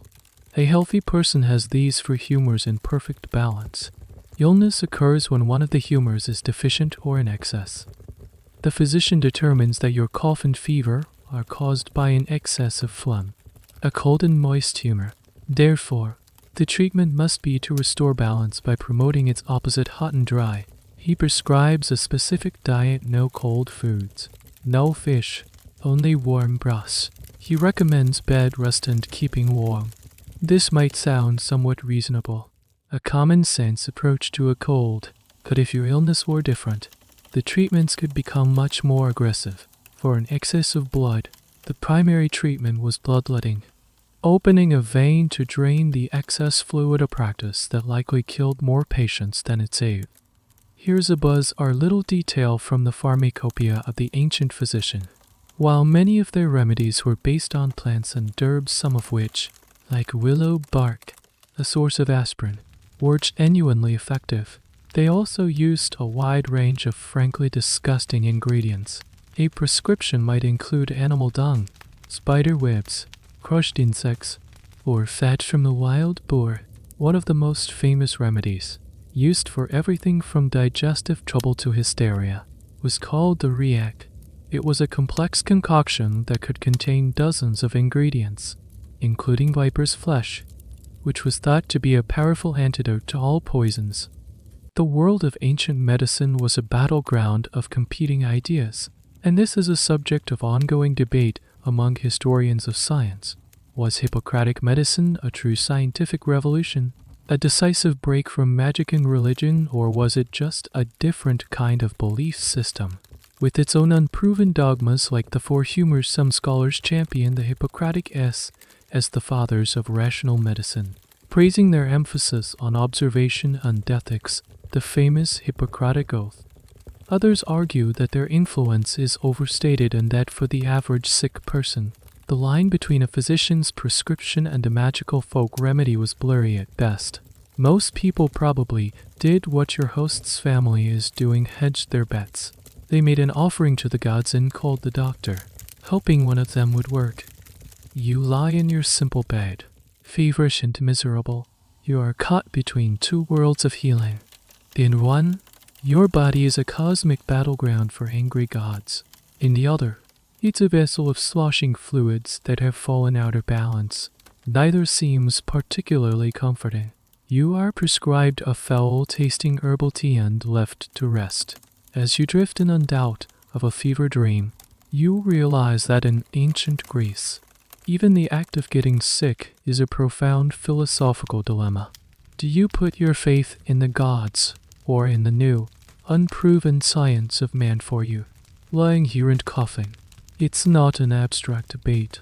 Your survival depends on the answer. Your fever rages for days. The herbal remedies and warm broths seem to have little effect. You are weak, confined to your small, dark room, listening to the muffled sounds of the household outside. Your host and his family grow more worried. Your illness is stubborn. It's more than just a simple cough. It reminds them of stories they heard from their parents and grandparents. Stories of a time when a sickness far more terrible descended upon their city. As you lie there in your feverish state, your host's descriptions of this past horror merge with your own delirium. You are no longer just a sick visitor in 430 BC. You are an Athenian citizen, living through the second year of the Peloponnesian War, when the city faced an enemy more terrifying than any Spartan phalanx. You are about to experience, in your mind's eye, the Great Plague of Athens. The city is packed. The war has been going on for a year, and the Spartan army has invaded the surrounding countryside of Attica. The Athenian strategy, devised by their leader Pericles, is to abandon the countryside and withdraw the entire rural population behind the long walls. The fortified corridor that connects Athens to its port, Piraeus. It's a sound military strategy, avoidal in battle with the superior Spartan army and rely on the Athenian navy to bring in supplies and project power abroad. But it has a catastrophic, unforeseen consequence.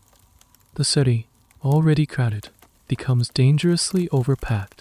People are living in makeshift shelters, crammed into the open spaces between the walls, in temples, in any available space. The sanitation system, already abysmal, completely breaks down under the strain. The heat of the summer arrives, and then it begins. It starts with a fever, a burning heat in the head, with redness and inflammation of the eyes. Then, the inside of the throat and tongue become bloody, and the breath foul and unnatural. Sneezing and hoarseness follow, and soon the pain settles in the chest, accompanied by a harsh cough. Then, vomiting of every kind of bile the physicians could name, bringing with it violent spasms and intense suffering. This is not a vague folk memory. It is based on the terrifyingly precise, clinical account left by the historian Thucydides, who contracted the disease himself and survived to write about it. He describes the symptoms with the detached horror of a modern epidemiologist. He notes the unquenchable thirst that drove people to throw themselves into the public water cisterns, the feeling of the body being hot to the touch while not feeling feverish to the patient, and the terrible diarrhea that brought on a fatal weakness. For those who survived, the plague often left its mark blindness, amnesia, or the loss of fingers and toes to gangrene. The social fabric of Athens disintegrates. The physicians are helpless, and in fact, they die in the greatest numbers because they are in constant contact with the sick. The religious rituals fail. People pray, make offerings, and consult oracles, but the plague rages on, indiscriminate.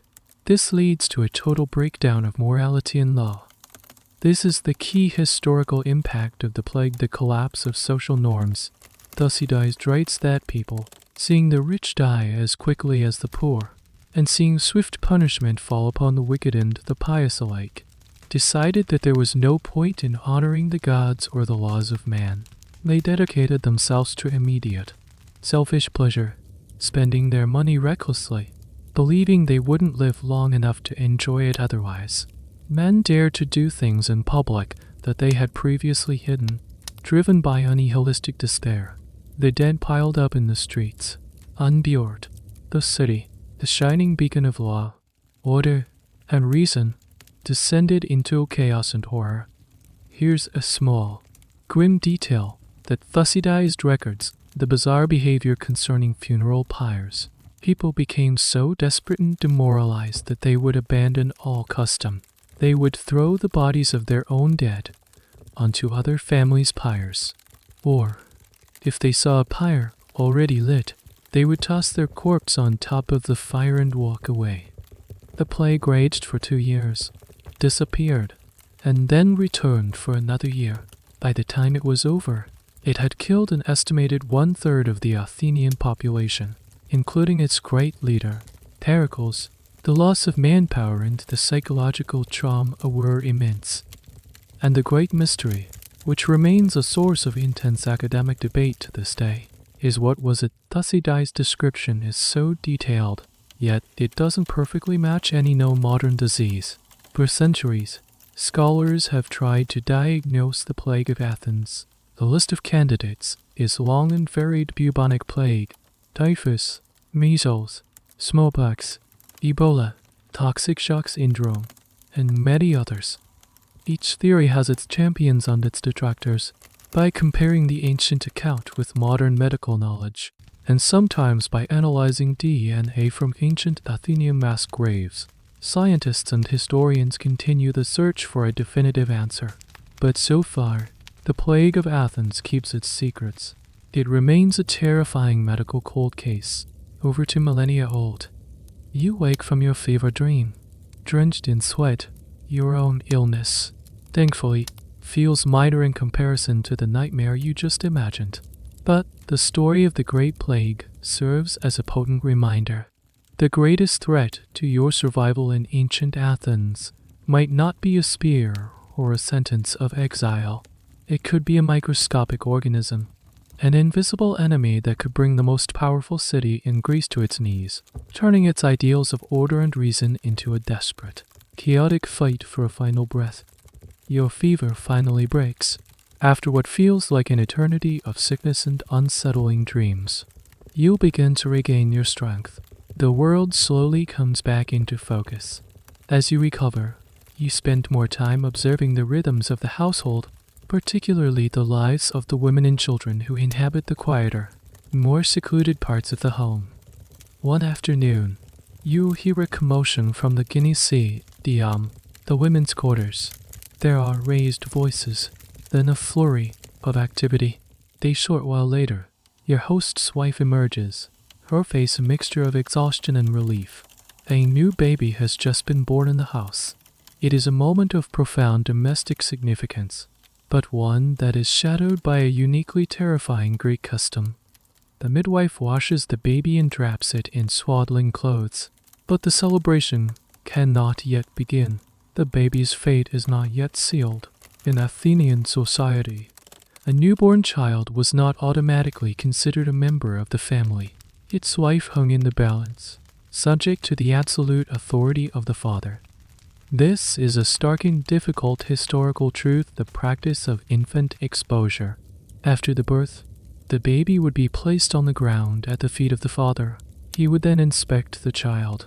If he stooped and picked up the baby, it was a formal sign of acceptance. The child would be welcomed into the family, and a naming ceremony, the amphidautoromia, would be held a few days later. But if the father turned and walked away, the baby's fate was sealed. It was condemned. A baby could be rejected for many reasons. If it was born with a physical deformity or seemed weak and unlikely to survive, it was almost always exposed. But the most common reason was economic. Another mouth to feed could be a devastating burden on a poor family. A family that already had enough children might simply not be able to afford another, and there was a clear and tragic gender bias. A daughter required a dowry to be married off, a significant expense. For this reason, female infants are more likely to be exposed than male infants. What happened to these rejected babies? A slave would be ordered to take the infant and leave it in a public place, often on a hillside, near a temple, or simply in a pot by the side of the road. This was not considered murder in the eyes of the law. The act of exposing the child was seen as giving it over to the gods, or to fate, if it died of exposure. That was the will of the gods. Here's a strange detail that reveals the psychological complexity of this act. The baby was often left not naked, but wrapped in cloth, sometimes with a small token or trinket. Why was this a final, futile gesture of parental affection, or did it have a more practical purpose? This is a point of debate for social historians. Some argue it was a way to assuage guilt, a sign that they weren't just discarding trash. Others suggest it was a way to increase the baby's chances of being rescued. The token could serve as a means of identification later in life, a trope that appears frequently in Greek myths and plays, like the story of Oedipus. A foundling who grows up to be a hero and is recognized by his birth parents through a trinket is a common narrative theme. And what were the chances of rescue? Some infants, undoubtedly, were rescued. A childless couple might take one and unraise it as their own. More grimly, a speculator in the slave trade might pick up a healthy-looking infant, raise it with minimal expense, and then sell it as a slave once it was old enough to be useful.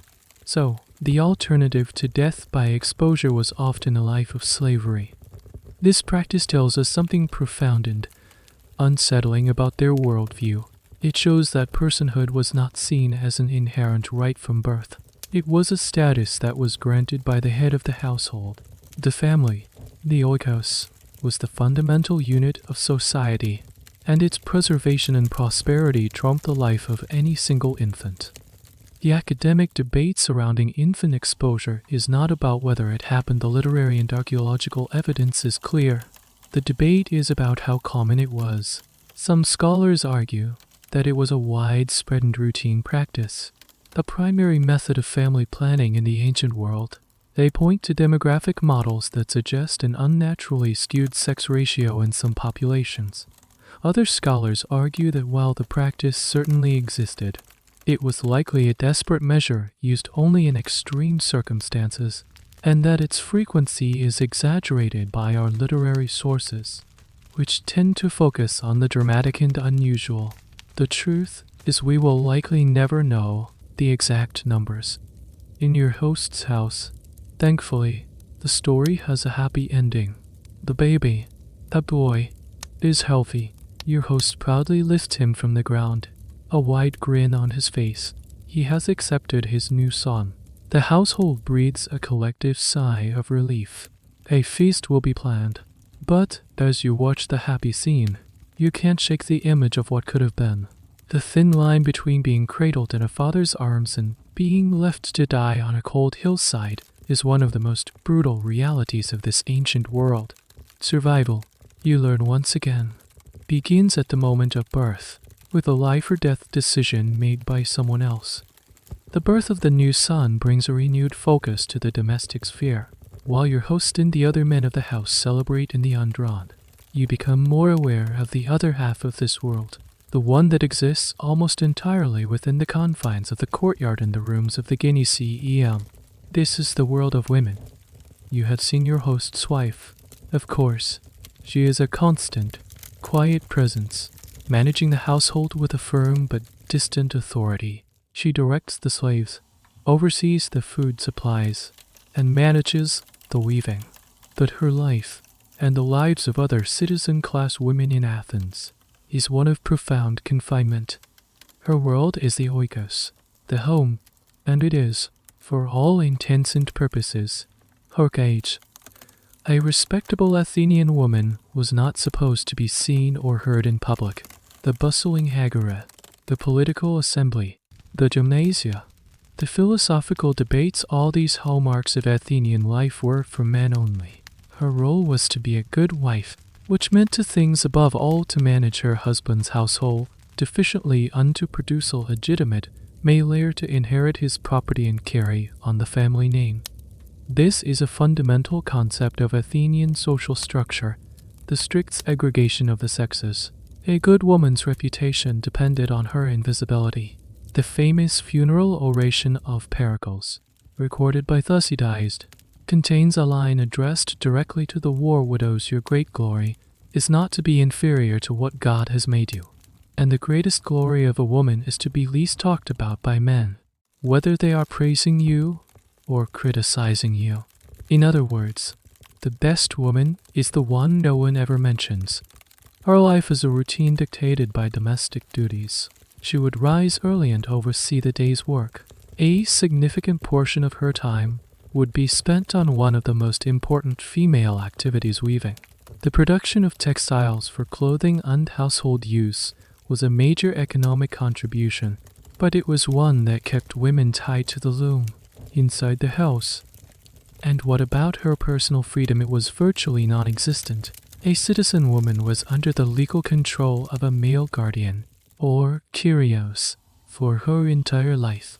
As a child, her Kyrios was her father. When she married, that control passed to her husband. If her husband died, it would pass to her son or another male relative. She could not own significant property in her own name. She could not conduct business. She could not bring a case in court. She was a legal minor from birth until death. Her marriage itself was not a romantic affair. It was a transaction arranged between two men, her father and her future husband. The girl herself, who was often married as young as 14 or 15 to a man twice her age, had no say in the matter.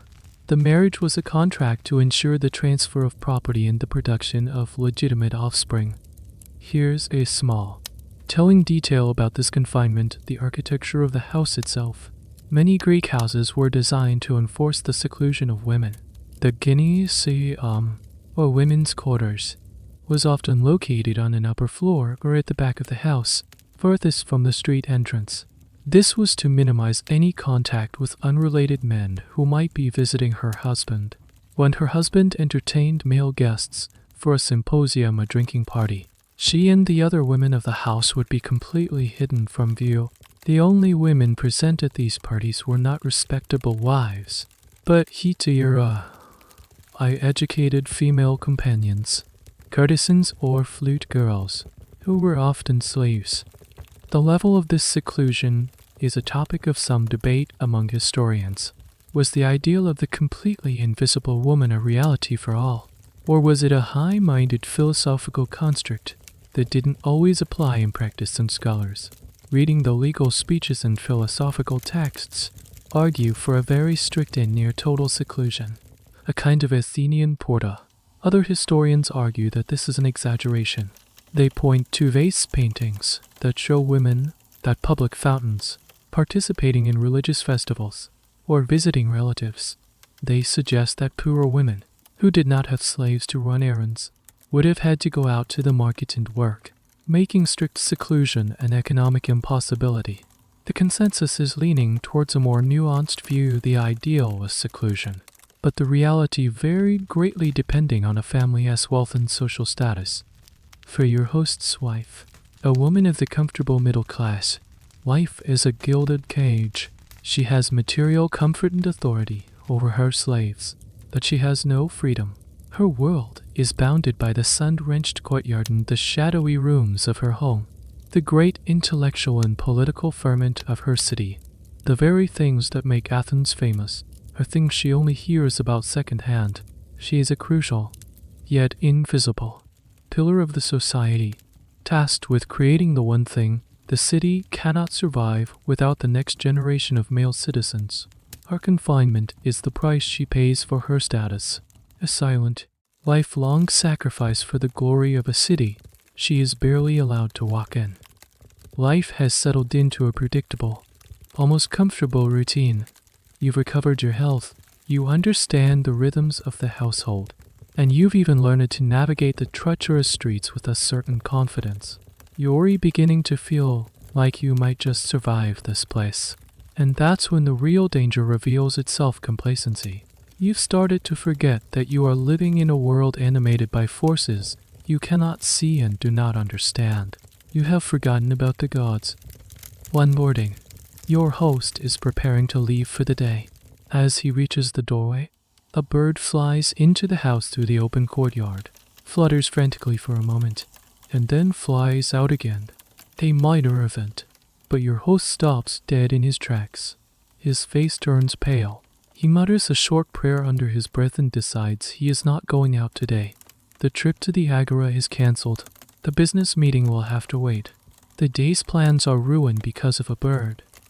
To you, this is an absurd overreaction. To him, it was a potent and terrifying omen. The gods were sending a message. A bird flying into the house was an unlucky sign, a warning of impending danger. To ignore it would be to tempt fate, to openly challenge the will of the divine. This is a fundamental aspect of the Greek mindset that is easy to overlook. The world was not a neutral stage for human action. It was a place saturated with divine meaning. The gods were not distant, abstract beings confined to their temples on Mount Olympus. They were everywhere, all the time, and they were constantly intervening in human affairs. Every natural event could be a sign, a portent, a warning, or a blessing. The flight patterns of birds or neath omens were one of the most common forms of divination. A clap of thunder on a clear day, a dream, a snake crossing your path, an unusual weather event, all of it could be interpreted as a message from the gods. Before making any important decision, declaring war, signing a treaty, starting a journey, or even just planting a crop, a Greek would seek to understand the will of the gods. This belief system governed every aspect of life, from the highest affairs of state down to the most mundane personal actions.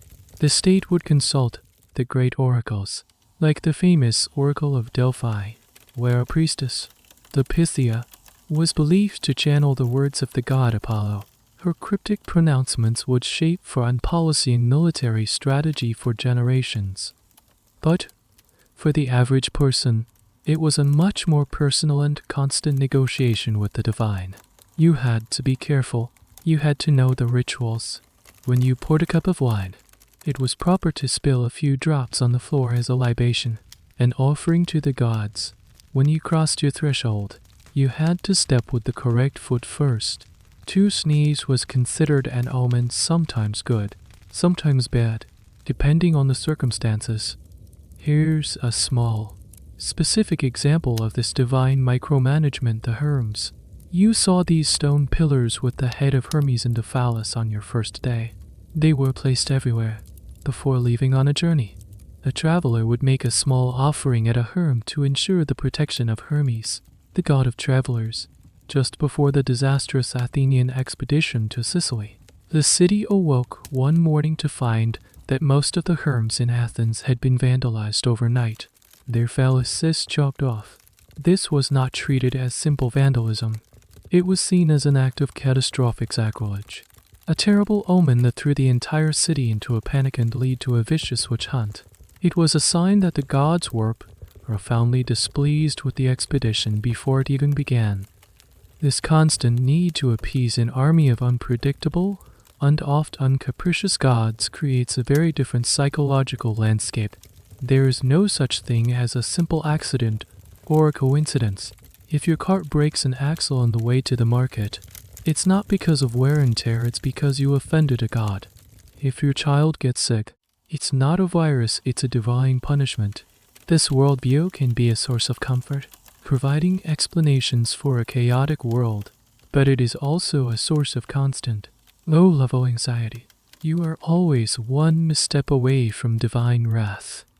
The nature of the Greek gods themselves is a topic of endless fascination and some scholarly debate. Were they truly worshipped as moral exemplars, the myths are filled with stories of the gods being petty, jealous, vain, and cruel. Zeus was a serial adulterer. Hera was consumed by vindictive jealousy. Ares was a bloodthirsty bully. So were they worshipped out of love and admiration, or out of fear? Most scholars agree it was a mixture of both, but with a heavy emphasis on the latter. The relationship was transactional. Humans performed rituals and made sacrifices to honor the gods and, in return, hoped the gods would grant them favors or, more likely, just leave them alone. It was a cosmic protection racket. Your host stays home all day, unnerved by the feathered intruder.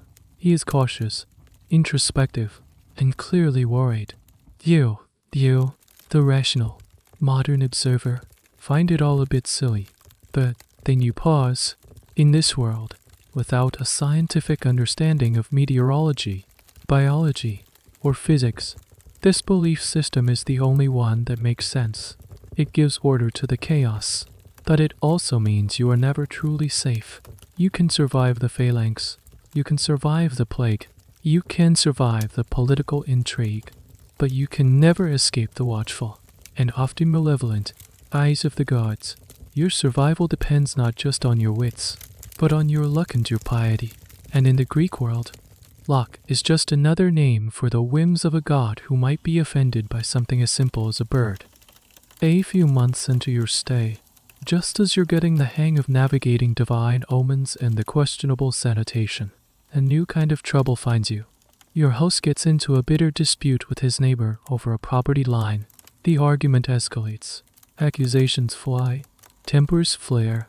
Before you know it, the neighbor has filed a lawsuit against your host, and your host, knowing you witnessed the key argument, has named you as a key witness. Suddenly, you are dragged into the heart of the Athenian legal system.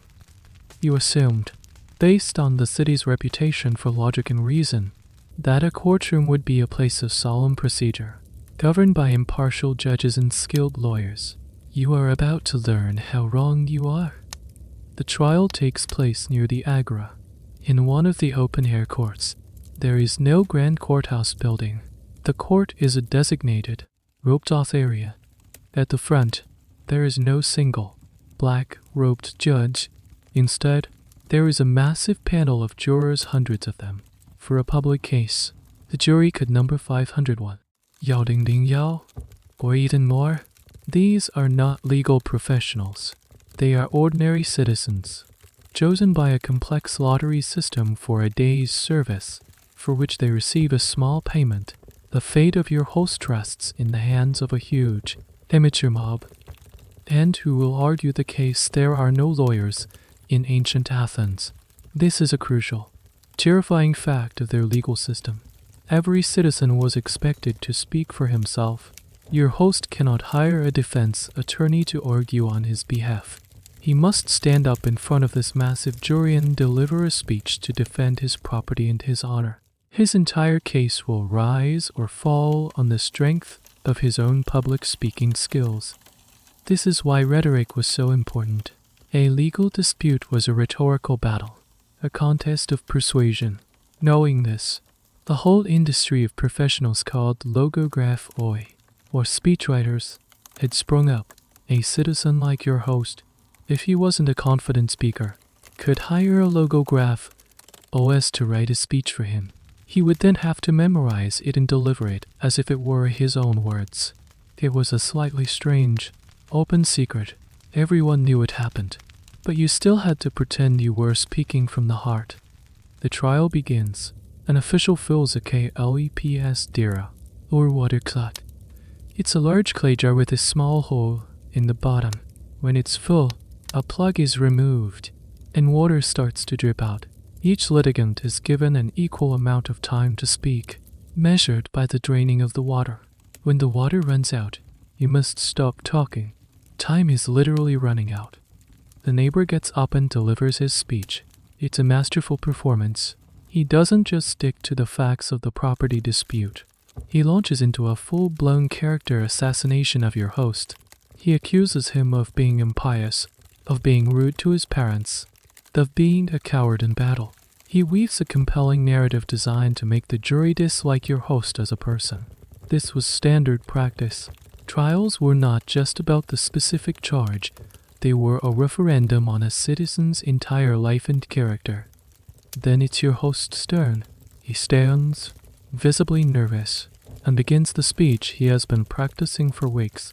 He refutes the charges, presents his side of the property dispute, and, as is expected, launches his own attack on the neighbor's character. As a witness, you are called upon to swear an oath and confirm a specific point. You stand, state your piece, and sit down. Your role is minimal. The main event is the rhetorical duel between the two litigants. Here's a bizarre and fascinating detail of the process: the role of family. It was a common and expected tactic to bring your wife and children to court with you. At the emotional climax of your speech, you would present them to the jury, weeping and pleading. The children would be encouraged to cry and pull at the jurors' cloaks. This was called the appeal to pity. It had nothing to do with the legal facts of the case, but it was a powerful tool to sway the emotions of the jury. It was pure, shameless courtroom theater. After both sides have spoken and the water clock is empty, the jury votes. There is no deliberation. The jurors do not discuss the case amongst themselves. They get up, take their two voting discs, the one with the solid axle and the one with the hollow axle, and file past the ballot boxes, dropping their vote into the appropriate container. The votes are then tallied in public. The verdict is immediate and final. There is no process for appeal. The very nature of this system, the massive amateur juries, the lack of professional judges or lawyers, the emphasis on emotional persuasion over legal precedent, is a subject of intense debate for legal historians. Was this a truly democratic and populist form of justice, giving power directly to the people, or was it a chaotic and unpredictable system, easily swayed by prejudice, demagoguery, and theatrical tricks? Some scholars see it as the purest expression of democratic ideals, a system that trusted the collective wisdom of ordinary citizens. Others see it as a recipe for mob justice, where a man's life or property could be forfeit because he wasn't a good enough public speaker or because his opponent told a better, more emotionally resonant story. Luckily for your host, his speech is just persuasive enough. The vote comes back in his favor, but the margin is narrow. He has won. He is relieved, but also exhausted and shaken by the ordeal. You have just witnessed a system where justice is not a cold, impartial calculation, but a messy, emotional, high-stakes performance. It's a system that puts a tremendous burden on the individual citizen to defend himself in a public arena where the rules are fluid and the outcome is never certain. You've survived another aspect of Athenian life, but you're left with the unsettling feeling that in this city, a silver tongue is just as important for survival as a strong shield arm. Your host's victory in court brings a wave of relief over the household. The tense atmosphere dissipates, and life returns to its familiar cadence. The whole ordeal has given you a newfound appreciation for the power of speech in this city. You've seen how it can be used to defend property and reputation in a court of law, but you are about to witness a demonstration of its ultimate, fatal power. You start spending more time in the agora, drawn not just to the commerce, but to the intellectual currents that flow through it. And there is no current stronger, no presence more magnetic, than a man named Socrates. H.E.S. not a handsome man. H.E.S. short and stout, with a snub nose and bulging eyes. He wanders the marketplace in a shabby tunic, usually barefoot. He holds no official position. He writes no books. He simply talks to people. You watch him in action. He approaches a confident, important-looking man, a politician, a general, a famous poet, and begins to ask him questions. Simple questions at first. What is justice, he might ask a politician. What is courage, he'll ask a general. The man, confident in his expertise, gives a ready answer. And then Socrates, with a gentle, feigned ignorance, asks another question, then another. He slowly, methodically, and relentlessly dissects the man's confident assertions, revealing their hidden contradictions and shallow foundations. Within minutes, the expert is reduced to a state of confused, frustrated silence. He has been intellectually cornered, forced to admit that he doesn't really know what he thought he knew. This is the Socratic method, and it is a breathtaking, undangerous thing to witness. Socrates' goal, as he saw it, was to act as a gadfly to the Athenian state, stinging it out of its lazy, unthinking arrogance. He believed that the unexamined life was not worth living. His mission was to force his fellow citizens to think critically about their most cherished beliefs. Many found this exhilarating. A crowd of young, aristocratic men, including a brilliant student named Plato, followed him everywhere, hanging on his every word. But many others, especially the powerful men he publicly embarrassed, found it infuriating. They saw him not as a philosopher, but as a public nuisance, a subversive force who undermined tradition and corrupted the youth. In the year 399 BC, this simmering resentment boils over. A group of his enemies, led by a man named Miletus, brings formal charges against him. The charges are vague, but deadly impiety, not believing in the gods of the city and corrupting the youth of Athens. Socrates, the man who has spent his life in pursuit of truth, is put on trial for his life. The trial of Socrates is one of the most famous and pivotal moments in Western history. It's a direct clash between the freedom of intellectual inquiry and the will of the democratic state. You find a place among the massive crowd that is gathered to watch. The scene is familiar to you. Now the huge jury of 501 citizens. The water clock. The accusers delivering their speeches. When it's Socrates' turn to speak, he does not behave like a typical defendant. He does not hire a speechwriter. He does not bring his weeping wife and children to beg for pity. He does not try to flatter the jury. Instead, he is purely and unapologetically himself. He cross-examines his accuser, Miletus, tying him in logical knots. He explains his life's work as a divine mission, a service to the god of Delphi. He tells the jury that if they execute him, they will be harming themselves more than they harm him. because they will be silencing the very voice that pushes them towards wisdom and virtue. It is a speech of breathtaking intellectual courage and political suicide. Here's a small, telling detail from the trial, recorded by his student Plato in the Apology. After the initial vote, Socrates is found guilty, but by a surprisingly narrow margin. The legal procedure then called for the accuser to propose a penalty in this case, death, and for the defendant to propose a counter-penalty. This was Socrates' chance to save his own life. He could have proposed exile, a common and expected counter-penalty. The jury would almost certainly have accepted it, but Socrates refuses to compromise. He argues that he has been a great benefit to the city, and therefore, as a penalty, he should be given free meals for life at the Pride and Eum, an honor reserved for Olympic champions and public benefactors. It is a gesture of supreme, defiant irony. Then, grudgingly, he suggests a small fine. This act of defiance enrages the jury. They see it as a final, unforgivable insult to their authority. They vote again on the penalty. This time, a much larger majority votes for death. Socrates, the wisest man in Athens, has been condemned to die by a jury of his peers, not for any real crime, but for being an intellectual irritant, for speaking his mind too freely and too cleverly. The reasons for this verdict are still fiercely debated by historians and philosophers.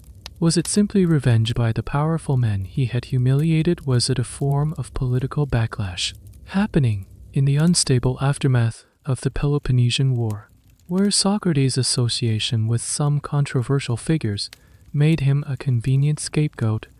Was it a genuine clash of worldviews between the traditional piety of the city and Socrates' new rationalist mode of inquiry? All of these factors likely played a role. It was a perfect storm of political anxiety, personal animosity, and intellectual misunderstanding. A month later, after refusing his friends' pleas to escape from prison, Socrates is executed. He dies calmly, surrounded by his students, by drinking a cup of hemlock, a poison provided by the state. His death is a profound and tragic paradox. The city of Athens, the birthplace of philosophy, killed its most famous philosopher. It's a chilling reminder that in this world, the power of words can lead not only to enlightenment, but also to execution. The freedom of speech you witnessed in the Agora has a razor-sharp, invisible limit, and Socrates had just shown the entire world exactly where it was.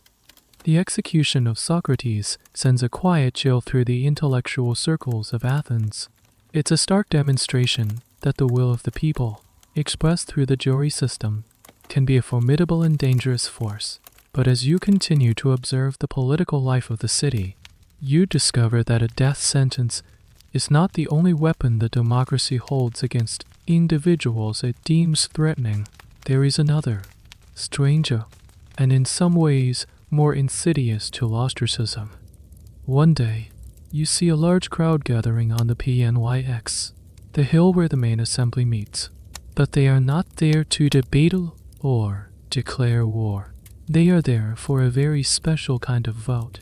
Officials are handing out shards of pottery, called ostraka, to the citizens as they file in.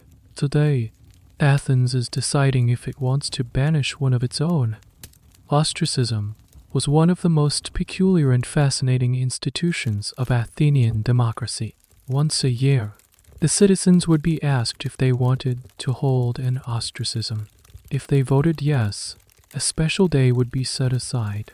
On that day, any citizen could come and write a name on his pottery, shard the name of the person he most wanted to see exiled from the city. He would then deposit his ostrakon into an urn. There were no official candidates, no charges, no trial, and no defense. You could be ostracized for any reason, or no reason at all. The rules were simple. For the vote to be valid, a quorum of at least 6 Zoro citizens had to cast their shards. Once all the votes were in, the officials would empty the urns and begin the painstaking process of sorting and counting the names. Whichever individual received the most votes was declared ostracized. He was not convicted of any crime. His property was not confiscated. His family was not harmed. He simply had to leave Attica within 10 days and not return for a period of 10 years. If he tried to return early, the penalty was death. This is the key historical point. Ostracism was a political tool, not a judicial one. It was designed as a democratic safety valve, a way to diffuse a tense political rivalry before it could escalate into a civil war or a tyranny. If two powerful politicians were locked in a struggle for control of the state, the people could intervene and simply remove one of them from the board for a decade. It was a way to get rid of someone who was becoming too powerful, too popular, or simply too divisive. You watch as men scratch names onto their cheap pottery shards. The names are those of the city's most prominent politicians and generals. Themistocles, the hero of the Persian Wars, Aristides, known as the Just Simon, the wealthy and successful general. These are not criminals. They are the city's greatest leaders, but their very greatness makes them targets. Here's a quirky and very human detail about this process that archaeology has revealed. Thousands of these ostraka have been excavated in Athens, and they give us a fascinating glimpse into the reality of the vote. Some of them have crude drawings next to the names.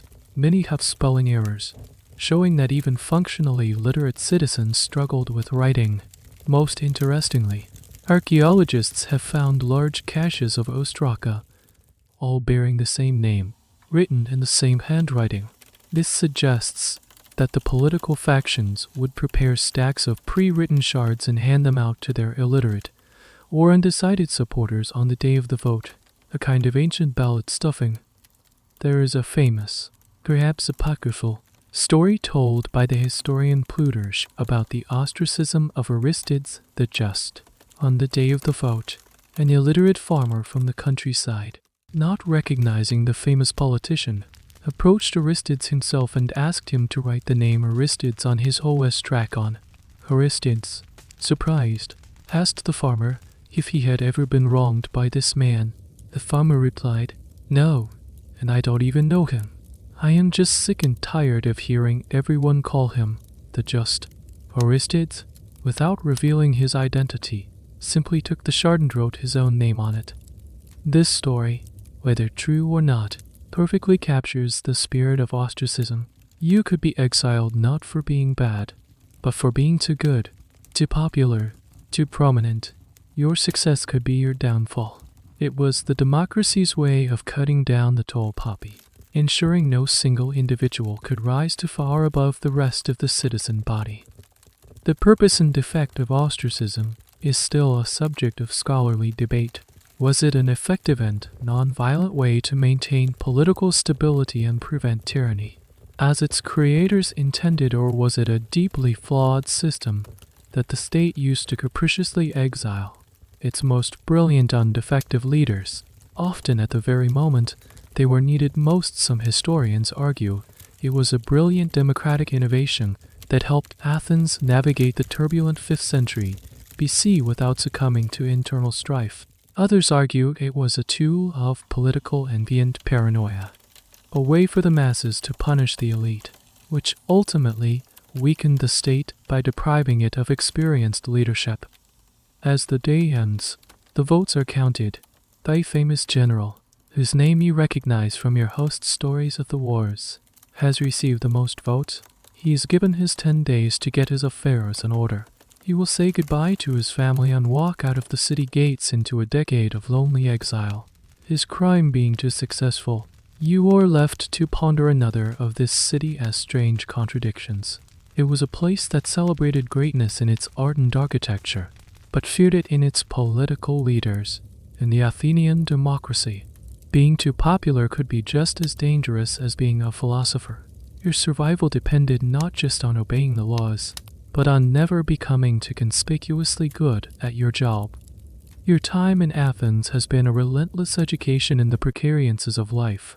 You've seen the city's scrubby realities, its brutal system of slavery, the terror of its warfare, and the unpredictable nature of its democracy. You start to think that maybe Athens, for all its problems, is a uniquely harsh environment. You wonder if life might be better, perhaps more stable and orderly, in its great tribal city-state. You turn your thoughts south, to the Peloponnesian Peninsula, to the legendary and feared society of Sparta. You quickly realize that if you think you wouldn't last a day in Athens, you wouldn't last an hour in Sparta. Life, there was not just harsh, it was a systematic, all-encompassing, and lifelong training program designed for one purpose and one purpose, only to create the perfect soldier. If Athens was a flawed but vibrant democracy that happened to have an army, Sparta was an army that happened to have a state attached to it. From the moment of your birth in Sparta, your life would not be your own. The Athenian father had the choice to accept or expose his child. In Sparta, that choice was taken away from the family and given to the state.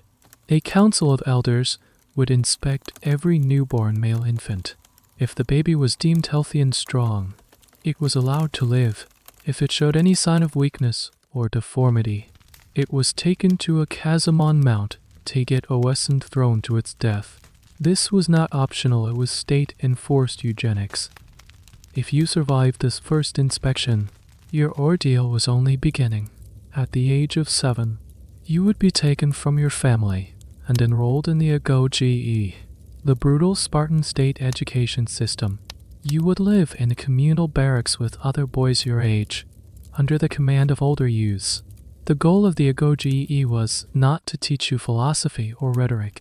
It was to strip you of your individuality and forge you into a hardened, obedient, and ruthless warrior. The training was famously brutal. You were deliberately underfed, to teach you how to endure hunger and to encourage you to steal food. If you were caught stealing, you were severely whipped, not for the act of stealing itself, but for the incompetence of being caught. You were forced to walk barefoot and wear a single, thin cloak in both summer and winter to toughen your body against the elements. You were taught to speak in a clipped, concise manner, what we still call laconic speech. After Laconia, the region Sparta dominated. Long-winded, Athenian-style rhetoric was despised. This is a central historical fact of Spartan society. Every aspect of life was subordinated to military needs. The men lived in their barracks and ate their meals in a common mess hall until the age of 30. Even if they were married, their loyalty was to their unit, not their family.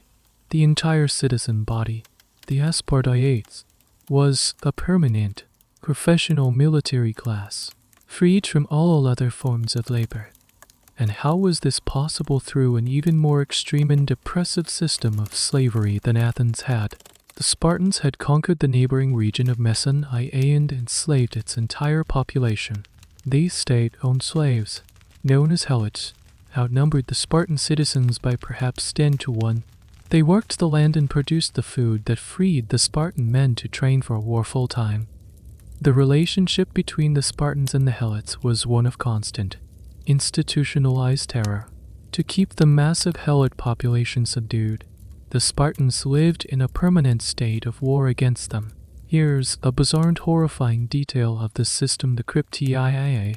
This was a kind of secret police or death squad made up of the most promising young men from the agoge. They would be sent out into the countryside with only a dagger, and their mission was to hide during the day and, that night, to murder any helot they found on the roads. It was both a final test of their training and a way to terrorize the helot population, eliminating any potential leaders or rebels. Spartan life was a rigid, unyielding, and profoundly conservative system. There was no gleaming Parthenon in Sparta.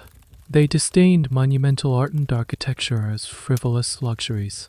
There were no great playwrights or philosophers. Free thought was a threat to the stability of the state. It was a society that sacrificed everything: art, freedom, family, comfort on the altar of military excellence. The historical perception of Sparta is a subject of fascinating debate. For centuries, many writers and thinkers, from Plato to the founding fathers, admired Sparta for its discipline, stability, and sense of civic duty. This is the Spartan mirage, an idealized view of a perfectly ordered and virtuous society. But in the last century, historians have worked to deconstruct this mirage, revealing the brutal reality that lay beneath it.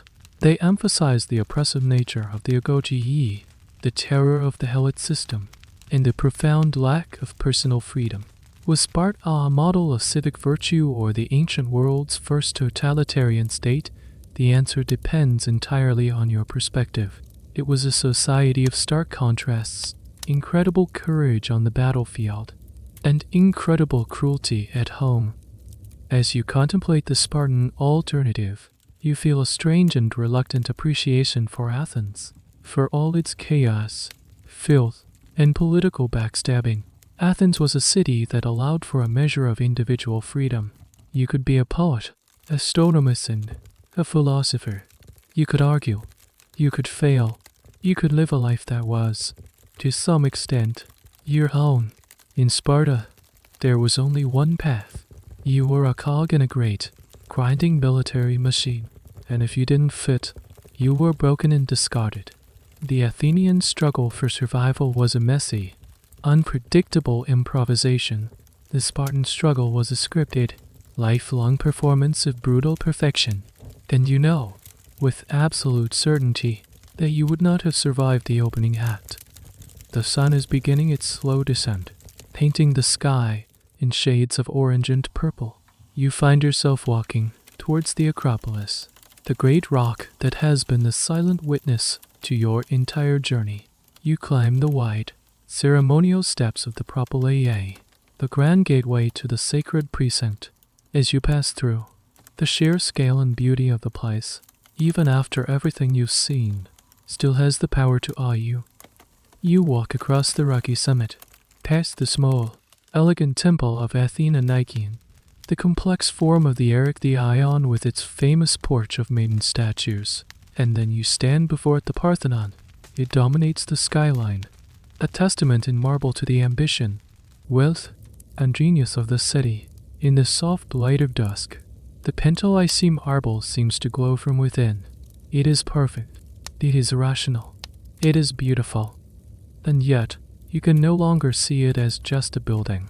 You see it through new eyes, the eyes of someone who has survived a day in its shadow. You look at the massive columns and you think of the Laurion silver mines, of the thousands of slaves whose short, brutal lives paid for this splendor. You see the incredible precision of the stonework and you think of the social stigma against the very labor that made it possible. You look at the frieze depicting the Great Pana Danae procession, a celebration of the city's unity and piety, and you think of the disunity of the battlefield, of Greek fighting Greek, just a few miles away. You see a monument to the goddess of wisdom, and you remember the city murdering its wisest man, Socrates, for asking too many questions. You see a symbol of democratic pride, and you remember the fear in your host's eyes as he faced a jury of his peers, and the casual cruelty of the ostracism vote. This is the ultimate lesson of your day in ancient Greece. The ideal and the real are locked in a permanent, inseparable embrace. The gleaming marble and the stinking alleyways are not two different cities, they are the same city. The soaring philosophy and the brutal slavery are not two different ideas, they are part of the same system. The democratic freedom of the citizen and the utter subjugation of the slave and the woman are two sides of the same coin. You cannot have one without the other. This is the great, and often terrible, paradox of Athens. This tension is the very engine of its genius. Perhaps it was precisely the chaos and hardship of daily life that drove the Athenians to dream of perfect, rational forms in their art and philosophy. Perhaps their intimate familiarity with the brutality of war and politics is what gave their tragedies such profound and timeless power. The greatness of this city was not born in a sterile, perfect environment. It was forged in the messy, smelly, dangerous, and often unjust reality of human existence. A cool evening breeze blows across the summit. From here, you can see the whole city spread out below you. You see the dark tangle of streets where you first learned to dodge chamber pots. You see the wide open space of the agora, now quieting down as the merchants pack up their stalls. In the distance, You can see the harbor of Piraeus, where the grain ships, the lifeblood of the city, are moored for the night, and beyond that, the dark, wine-colored sea. It has been a long, exhausting, and terrifying day. You have been a witness to the entire spectrum of life and death in this celebrated city. You have felt the claustrophobic terror of the phalanx, the despair of the slave market, the anxiety of the courtroom, and the intellectual thrill of the agora. You have learned that survival here is a constant negotiation with disease, with hunger, with your fellow citizens, and with the gods themselves. Historians will forever debate the legacy of this place. Was it a beacon of civilization, or a brutal slave society, a cradle of democracy, or a patriarchal tyranny, an empire of reason, or an imperialistic bully? The truth is that it was all of these things at once. It is a legacy as complex, contradictory, and stubbornly human as the city itself. You turn for one last look at the Parthenon, standing dark against the last light of the fading day. It offers no easy answers. It simply stands, a beautiful and haunting question mark in stone. Your day in ancient Greece is over. You have, against all odds, survived, but you will never see this world the same way again. The last sliver of sun dips below the horizon, and the marble around you seems to exhale the day's warmth. The air grows cooler, softer. The sharp edges of the city below begin to blur into a gentle darkness, pricked here and there by the soft, flickering lights of oil lamps. The sounds of Athens are changing, the harsh clatter of commerce giving way to a low, distant murmur, the sound of a city settling into sleep. You feel a profound stillness settle over you, a quiet that seems to rise from the ancient stones themselves. The weight of the day, the fear, the shock, the constant vigilance begins to lift from your shoulders, dissolving into the vast, starry expanse that is opening up above you. The wind whispers past the columns of the Parthenon, a sound like a long, slow breath. It feels like the world itself is breathing with you. Your thoughts, which have been racing all day, begin to slow down, to drift. The faces and the voices, the auctioneer, the philosopher, your host, they begin to fade, their urgency softening into memory. You are no longer a participant, no longer a survivor. You are just a quiet observer, floating peacefully above it all. The journey is over. There is nothing left to do now but rest. Let the gentle night air wash over you. Let the silence hold you. You are safe now, here on this ancient hill, halfway between the sleeping city and the dreaming stars. It is time to let go. The end of the article. Good night.